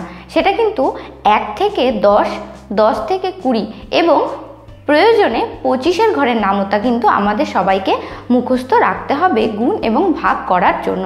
তাই প্রত্যেককে নামতাটা কিন্তু মুখস্থ রাখতে হবে। তাহলে বন্ধুরা, আজকে আমি তোমাদেরকে গুণফল এবং ভাগফল শেখাবো, সেটা স্থানীয় মান হিসাবে সাজিয়ে। তাহলে চলো শুরু করছি আমাদের আজকে ভিডিও। বন্ধুরা, শুরু করছি আমাদের গুণ অঙ্ক। প্রথমে আমরা প্রথম স্থানীয় মানের গুণ অঙ্কটি তোমাদের দেখাচ্ছি। একক, দশক, শতক, 2 7 5। পরের সংখ্যা একক এবং দশক হিসাবে পরপর বসে যাবে। এবারে কি করতে হবে? 5 দিয়ে একক, দশক এবং শতককে প্রথমে গুণ করতে হবে। আর গুণ করার জন্য কিন্তু আমাদের প্রত্যেকেরই কি জানাটা খুবই জরুরি, সেটা হচ্ছে নামতা। নামতা মুখস্থ না থাকলে কিন্তু গুণ কিংবা ভাগ কোনো অঙ্কই আমরা খুব সহজভাবে করতে পারবো না। তাই গুণ অঙ্ক এবং ভাগ অঙ্ক করার জন্য নামতা মুখস্থ থাকাটা কিন্তু ভীষণ ভীষণ ভীষণই জরুরি। আমি শুরু করছি। 5 দিয়ে প্রথমে আমি 5কে গুণ করব। এবার 5 5 25, 25-এর 5 আর 2 যে আছে দশকে সেটা পাশের দশকে গিয়ে যোগ হবে। 5 7 35, 35 আর 2 36, 37, 37-এর 7 হাতে থাকবে কত? 3, সেই 3 গিয়ে শতকে যোগ হবে। 5 2 10, 10 আর 3 কত? 13। একটা সংখ্যা বেড়ে গেল তাই একটা স্থানও আমি বাড়িয়ে দিলাম। এবারে কি করতে হবে? 1 দিয়ে 5 7 2 মানে একক, দশক, শতককে গুণ করতে হবে। 5-এর নিচে একটা গুণ চিহ্ন, 5 1 5, 7 দিয়ে 1কে 7 1 7, 2 1 2। এবারে কি করতে হবে? গুণ করার জন্য আমরা কি করি? এই যে যতটুকু অংশ আমি গুণ করে পেলাম সেই অংশটুকুকে যোগ করতে হবে। যোগ করার সময় ডান দিক থেকে 5 7 আর 5 যোগ করলে হবে 12, 12 2 হাতের 1। বন্ধুরা, এখানে একটু হিজিবিজি হয়ে যাওয়ার জন্য আমি কিন্তু তোমাদেরকে হাতের যে একটা সেটা লিখে দেখাচ্ছি না, সেটা একটু কিন্তু মনে রাখতে হবে। 7 আর 3 10, 10 আর 1 11, 1 আবারও হাতে 1, হাতের 1, 2 আর 1 3 আর হাতের 1 কত? 4। তাহলে উত্তর গুণফল সমান সমান 4105। 25। 25 এই ছিল আমাদের প্রথম স্থানীয় মানের গুণ অঙ্ক। এবার আমি তোমাদেরকে আরও একটা স্থানীয় মানের গুণ করে দেখাচ্ছি। এবারে অঙ্কটিকে আমাদের কি করতে হবে, স্থানীয় মান অনুসারে সাজাতে হবে। সাজাচ্ছি 1 9 4 0 1 1 গুণ করতে হবে। প্রথমে 1 দিয়ে এই 4টি সংখ্যাকে গুণ করতে হবে। 1 দিয়ে 0কে গুণ করলে কিন্তু 0ই হবে। আরও একটা গুরুত্বপূর্ণ কথা, গুণের ক্ষেত্রে কোনো সংখ্যার সাথে 0কে অথবা 0 দিয়ে যদি কোনো সংখ্যাকে গুণ করা হয়, সেই ক্ষেত্রে গুণফল কিন্তু 0ই হবে, কারণ 0 দিয়ে কোনো সংখ্যাকে গুণ করলে সেটার গুণফল কিন্তু 0 হয়ে যায়। 1 দিয়ে 0কে গুণ করলে 0, 4 একে 4, 9 একে 9, 1 একে 1। চলে যাব পরের ধাপে, মানে 1 দিয়ে এই 4টি সংখ্যাকে আরও একবার গুণ করতে হবে। 1 দিয়ে 0 1 0, 4 একে 4, 9 একে 9, 1 একে 1। এবারে এই অংশটুকুকে কি করতে হবে, যোগ করতে হবে। 0 4 আর 0, কোনো সংখ্যার সাথে 0 যোগ করলে সেই সংখ্যাই হয়, সেটা আমরা যোগ করার সময় শিখেছি। 4 9 আর 4 কত, 9 আর 4 হচ্ছে 13, 13 3 হাতে থাকবে 1, সেটা কিন্তু মনে রাখতে হবে। 9 আর 1 10, 10 আর হাতের 1 11 1, আবারও থাকবে হাতের 1, সেই হাতের 1 আর এই 1 হবে 2। এখানে কিন্তু একটা স্থান বেড়ে গেছে, তাই আমি এখানে একটা অযুত লিখে দিচ্ছি। তাহলে সংখ্যাটি হবে, উত্তরটি কি হবে, 21340। বন্ধুরা, এই ছিল আমাদের স্থানীয় মানের দ্বিতীয় উদাহরণের অঙ্কটি। স্থানীয় মানের প্রথম ভাগ অঙ্কটি সবার আগে স্থানীয় মানে সাজাবো। 2 8 8, 12 দিয়ে ভাগ করতে হবে। আমরা ভাগ করার আগে কি শিখেছি, যে সবসময় ভাগ কিন্তু ডান দিক থেকে নয়, ভাগ করার সময় সবসময় বাঁ দিক থেকে করতে হবে। তাই বড় অঙ্ক থেকে, বড় স্থান থেকে আস্তে আস্তে ছোট স্থানে যাবে ভাগ।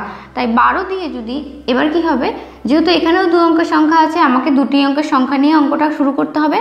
12কে যদি আমি 28কে 12-র সাথে যদি 28কে ভাগ করি, তাহলে 12 2 24, 3 12 36, 3 দিলে বেশি হয়ে যাচ্ছে, তাহলে 12 2 24 আমাকে দুবার দিতে হবে। গুণের ক্ষেত্রে যেরকম আমরা যোগ করি, ভাগের ক্ষেত্রে কিন্তু ঠিক তার উল্টো। ভাগের ক্ষেত্রে আমাদেরকে বিয়োগ করতে হবে, মানে 28-এর থেকে 24কে বিয়োগ করতে হবে। 8-এর থেকে যদি 4 বিয়োগ হয়, তাহলে কত হবে, 4।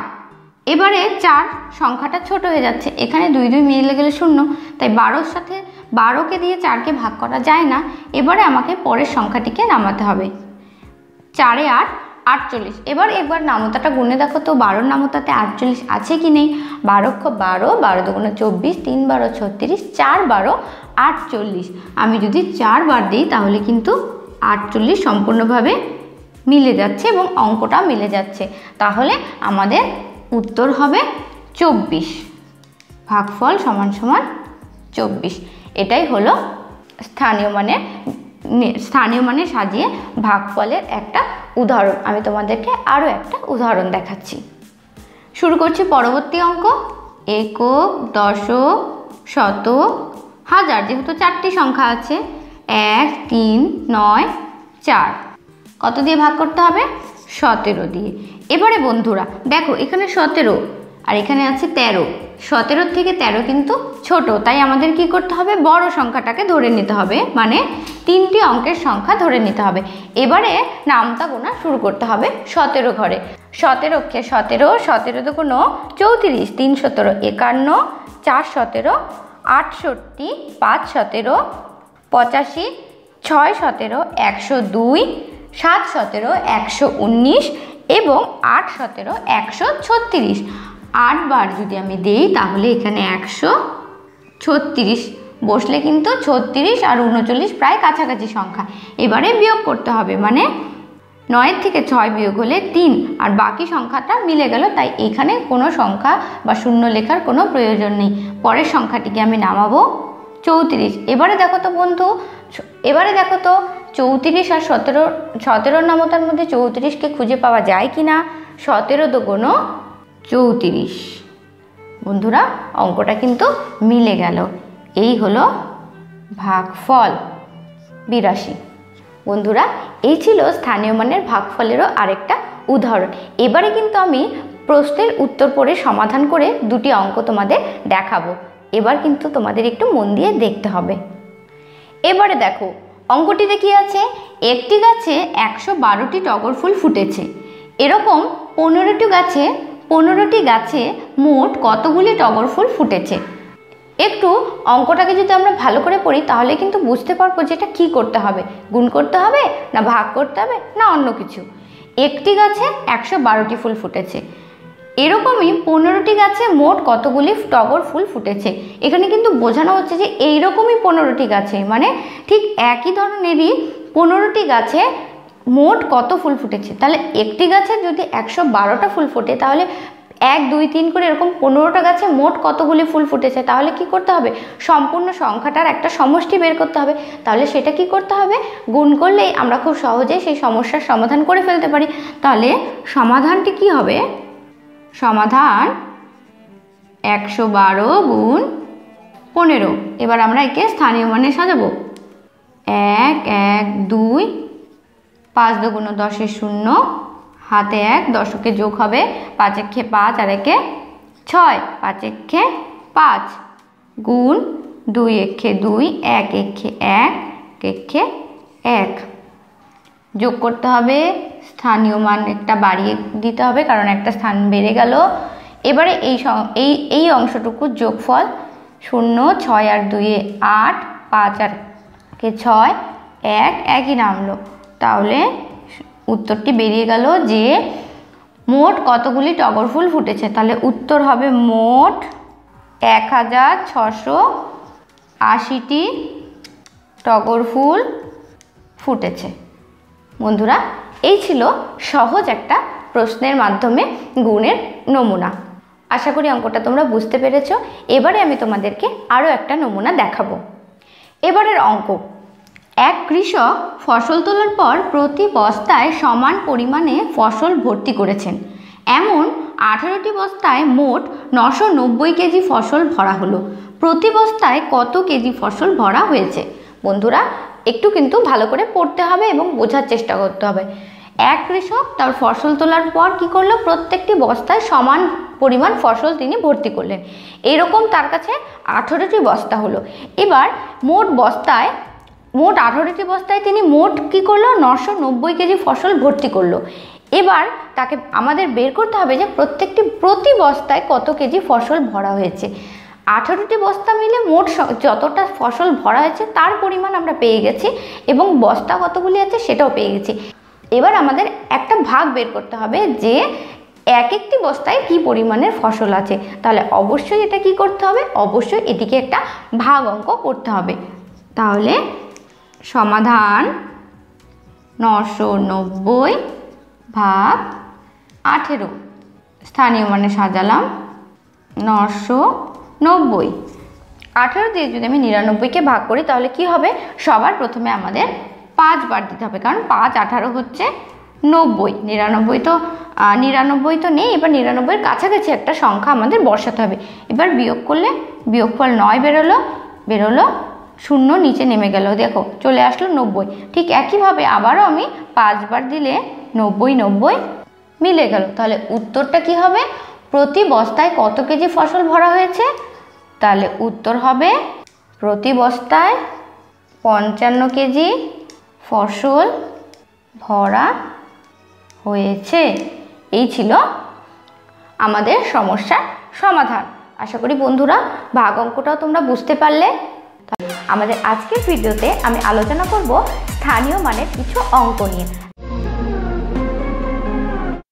কেমন আছো প্রিয় দর্শক বন্ধুরা? আশা করি সবাই ভালো আছো, সুস্থ আছো।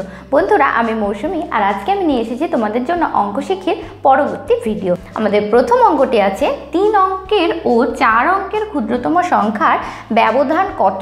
আমি কিন্তু তোমাদেরকে আগের ভিডিওতেও বলেছি যে স্থানীয় মান বের করার জন্য সবার আগে আমাদেরকে কি করতে হবে, অঙ্ককে প্রথমে ছক হিসাবে সাজাতে হবে, মানে প্রত্যেকের স্থানটিকে ঠিকঠাকভাবে আগে সাজাতে হবে। তাহলে 3 অঙ্কের ও 4 অঙ্কের ক্ষুদ্রতম সংখ্যার ব্যবধান কত? প্রথমে 3 অঙ্কের ক্ষুদ্রতম সংখ্যা এবং 4 অঙ্কের ক্ষুদ্রতম সংখ্যাকে আমাদের সাজাতে হবে। যেহেতু দুটোর মধ্যে ব্যবধান বের করতে হবে, তাহলে অবশ্যই সমস্যাটা বের করতে হবে বিয়োগের মাধ্যমে। তাহলে প্রথমে আমি বড় অঙ্কের সংখ্যাটা লিখব, যেমন 4 অঙ্কের ক্ষুদ্রতম সংখ্যা। 4 অঙ্কের ক্ষুদ্রতম সংখ্যা কত? 1 3টি 0 মানে 1000। আর 3 অঙ্কের ক্ষুদ্রতম সংখ্যা 100 মানে 100। এবার এই 1000 এবং 100 এই যে সংখ্যাগুলি আছে এদের ব্যবধান বের করতে হলে কি করতে হবে? দুটির মধ্যে বিয়োগ করতে হবে। বন্ধুরা আমি একটু ছোট জায়গাটা ছোট, তাই এখানেই তোমাদেরকে বিয়োগটা করে দেখাচ্ছি।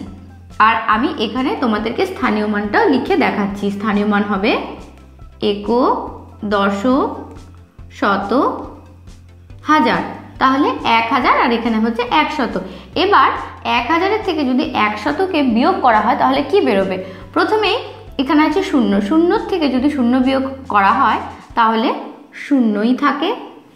এখানে 0 থেকে 0 বিয়োগ করলে 0, এবং এখানে আছে 0, 0 থেকে 1 বিয়োগ করতে হবে। তাহলে 0 থেকে তো 1 বিয়োগ করা যাবে না, তাহলে এখান থেকে সংখ্যাকে নিয়ে আসতাম। তাহলে হবে এখানে 10, আর এখানে কোনো সংখ্যা থাকবে না। 10-এর থেকে 1 বিয়োগ হলে এখানে হবে 9 মানে 9 শতক। তাহলে 3 অঙ্কের ও 4 অঙ্কের ক্ষুদ্রতম সংখ্যার মধ্যে ব্যবধান হচ্ছে 9 শতক। এটাই হবে এই সমস্যার সমাধান, মানে এটাই হবে উত্তর। উত্তরটি লিখতে হবে যে 3 অঙ্কের ও 4 অঙ্কের ক্ষুদ্রতম সংখ্যার মধ্যে ব্যবধান হচ্ছে 9 শতক। এবার চলে যাব পরের সমস্যাটি, মানে পরের অঙ্কটিতে।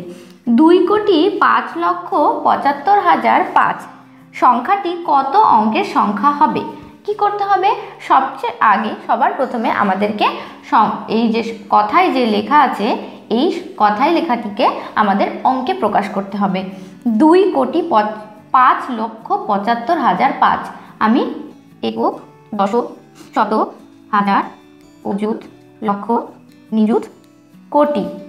2 কোটি, কোটির ঘরে 2, 5 লক্ষ, লক্ষর ঘরে 5, 75,000 আমি আগেই বলেছি যে অযুত এবং হাজার মিলে হাজার হয়, তাই 75,000-কে দুজন মিলে লিখলাম 75,005, শুধু 5 এককের অঙ্ক। বাকি ফাঁকা ঘরগুলিতে আমি বসিয়ে দিলাম 0।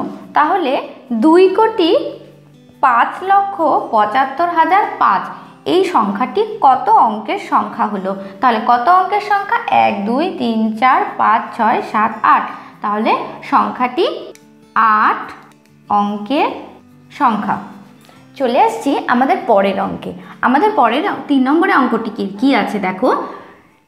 789, 789 এর সঙ্গে কত যোগ করলে 3 অঙ্কের বৃহত্তম সংখ্যা হবে? 789 এর সঙ্গে কত যোগ করলে 3 অঙ্কের বৃহত্তম সংখ্যা হবে? আমরা কিন্তু জানি না যে এর সাথে কত যোগ করলে, কত মাঝখানের যে সংখ্যাটা আছে সেটাকে বের করতে হবে। মানে 3 অঙ্কের বৃহত্তম সংখ্যা এবং 799 এর মাঝখানে মানে বিয়োগফল যেটা হবে সেটাই কিন্তু হবে এই সংখ্যাটি, যেটি আমাদেরকে বের করতে হবে। তাহলে কি করতে হবে? প্রথমে লিখে নিতে হবে 3 অঙ্কের বৃহত্তম সংখ্যা। অঙ্কের বৃহত্তম, 3 অঙ্কের বৃহত্তম সংখ্যা মানে 3টি 9, একক, দশক, শতক। এর থেকে 789-কে বিয়োগ করতে হবে। বিয়োগ করলে কত বের হবে? 9 থেকে 9 বিয়োগ হলে 0, 9 থেকে 8 বিয়োগ হলে 1 এবং 9 থেকে 7 বিয়োগ হলে কত? 2। তাহলে এবার দেখো 210-এর সাথে যদি এই সংখ্যাটাকে যোগ করা যায় তাহলে কিন্তু 999 বেরিয়ে যাবে। আমি তোমাদেরকে বোঝানোর জন্য এক জায়গায় করে দেখাচ্ছি। 7 8 9 যোগ, এদের যদি আমি যোগ করি 9 আর 0 9, 8 আর 1 9, 7 আর 2 9, কি বেরোলো তো? তাহলে দেখো 789-এর সাথে যদি 210-কে যোগ করা যায় তবেই কিন্তু 3 অঙ্কের বৃহত্তম সংখ্যা বের হয়ে যাবে। তাহলে কি করে বের করব? 3 অঙ্কের বৃহত্তম সংখ্যা থেকে যে সংখ্যাটি এখানে দেওয়া আছে সেটিকে বিয়োগ করলেই বেরিয়ে যাবে সেই সংখ্যাটি, যে সংখ্যাটিকে যোগ করলে 3 অঙ্কের বৃহত্তম সংখ্যা পাওয়া যাবে। এবার চলে যাচ্ছে আমাদের পরের অঙ্কে। পরের অঙ্কে কি আছে? 3,03,30 সংখ্যাটিতে কতগুলি শূন্য আছে? খুব মজার একটি অঙ্ক। 3,03,30 এই সংখ্যাটির মধ্যে কতগুলি শূন্য আছে। এবার কি করতে হবে, আমাদেরকে ঠিক সুন্দর করে এই সংখ্যার যে কথায় যে লেখা আছে এই কথায় লেখাটিকে অঙ্কে প্রকাশ করতে হবে। সবার আগে একক, দশক, শতক, হাজার, অযুত, লক্ষ, কারণ এখানে 3 লক্ষ আছে, তারপরে স্থানগুলি আমি আর লিখলাম না। 3 লক্ষ, 3 শত, শতকের ঘরে 3, 30, মাঝখানে কি করতে হবে, খালি ঘরগুলিতে শূন্য বসিয়ে দিতে হবে। এবার বন্ধুরা তোমরাই বলো তো, এই যে সম্পূর্ণ সংখ্যাটি আছে এই সংখ্যাটির মধ্যে কখানা শূন্য আছে? 1, 2, 3। তাহলে এর উত্তর হবে 3টি শূন্য আছে। তাহলে বন্ধুরা আশা করি অঙ্ক দুটি তোমরা বুঝতে পেরেছো। আর যদি কোনো রকম সমস্যা থাকে তাহলে কিন্তু অবশ্যই কমেন্টের মাধ্যমে আমাকে জানাতে হবে তোমাদের সমস্যাটি। আমি অবশ্যই চেষ্টা করব কমেন্টের উত্তর দিয়ে তোমাদেরকে সাহায্য করতে। এবার চলে যাচ্ছি আমাদের পরের অঙ্কে। এখানে আছে 1,0,0,1,0,0,1। সংখ্যাটিকে প্রথমে স্থানীয় মান অনুসারে সাজাও এবং তারপরে কথায় লেখো। এখানে যে সংখ্যাটা আছে সংখ্যাটাকে প্রথমে স্থানীয় মান হিসাবে সাজাতে হবে এবং তারপরে সেটাকে কথায় লিখতে হবে। আমি সবার আগে স্থানীয় মানের স্থানগুলো লিখে নিই। একক, দশক, শতক, হাজার, অযুত, লক্ষ, নিযুত। কারণ 1, 2, 3, 4, 5, 6, 7 এখানে 7টি অঙ্কের সংখ্যা আছে, তাই 1, 2, 3, 4, 5, 6, 7। এবারে আমরা সংখ্যাটাকে সাজাবো। 1, 0, 0, 1, 0, 0, 1। তাহলে এই সংখ্যাটাকে যদি এখন আমরা কথায় লিখি তাহলে সেটা কি হবে? লক্ষ এবং নিযুত মিলে কি হয়? লক্ষ। নিযুক্তকে যেহেতু কথায় লেখার সময় লেখা হয় না, তাই এবার লিখব 10 লক্ষ, অযুতের ঘরে শূন্য, যেহেতু কোনো সংখ্যা নেই তাই শূন্য, 1001। তাহলে কি হলো কথায় লেখার পরে? 10,01,001। প্রথমে সংখ্যাটাকে আমরা স্থানীয় মানে সাজালাম এবং তারপরে সেটাকে কথায় লিখলাম। এবার চলে আসবো আমরা পরের অঙ্কে। পরের অঙ্কে কি আছে? 5, 5, 5 মানে 555। এর সঙ্গে কত যোগ করলে 3 অঙ্কের বৃহত্তম সংখ্যা হবে? এবার 3 অঙ্কের বৃহত্তম সংখ্যা এর সাথে কত যোগ করলে হবে সেটা আমাদেরকে বের করতে হবে। আগের অঙ্কের মুগুলির মধ্যেও এটাও ঠিক অনেকটাই সেরকম। এবারে প্রথমে আমরা লিখব 3 অঙ্কের বৃহত্তম সংখ্যা। 3 অঙ্কের বৃহত্তম সংখ্যা মানে কত? 9, 9, 9। এবার এই 3 অঙ্কের বৃহত্তম সংখ্যার সঙ্গে এই 555 সঙ্গে কত যোগ করলে 3 অঙ্কের বৃহত্তম সংখ্যা বের হবে? খুবই সহজ। 3 অঙ্কের বৃহত্তম সংখ্যা থেকে 555কে যদি আমরা বিয়োগ করে দিই তাহলে যে সংখ্যাটা বেরোবে সেই সংখ্যাটা যোগ করলে যোগফল হবে 3 অঙ্কের বৃহত্তম সংখ্যা। আমি জায়গা কমের জন্য এখানে বিয়োগটা তোমাদের করে দেখাচ্ছি। 5, 5, 5 আমি উপরে স্থানীয় মানও লিখলাম। বিয়োগ 9 থেকে 5 বিয়োগ হলে হবে 4। একইভাবে 9 থেকে 5 বিয়োগ হলে 4, 9 থেকে 5 বিয়োগ হলে 4 মানে 444। এবার দেখো বন্ধুরা 444-এর সাথে যদি আমি 555কে যোগ করি তাহলে কিন্তু 999 বের হবে। যেরকম আমি এখানে করে দেখাচ্ছি 5, 5, 5, 4, 4, 4, 5, 4, 9, 5, 4, 9, 5, 4, 9। তার মানে 555-এর সাথে 444কে যোগ করলে 3 অঙ্কের বৃহত্তম সংখ্যা বেরোবে। তাহলে এর উত্তর হবে 444।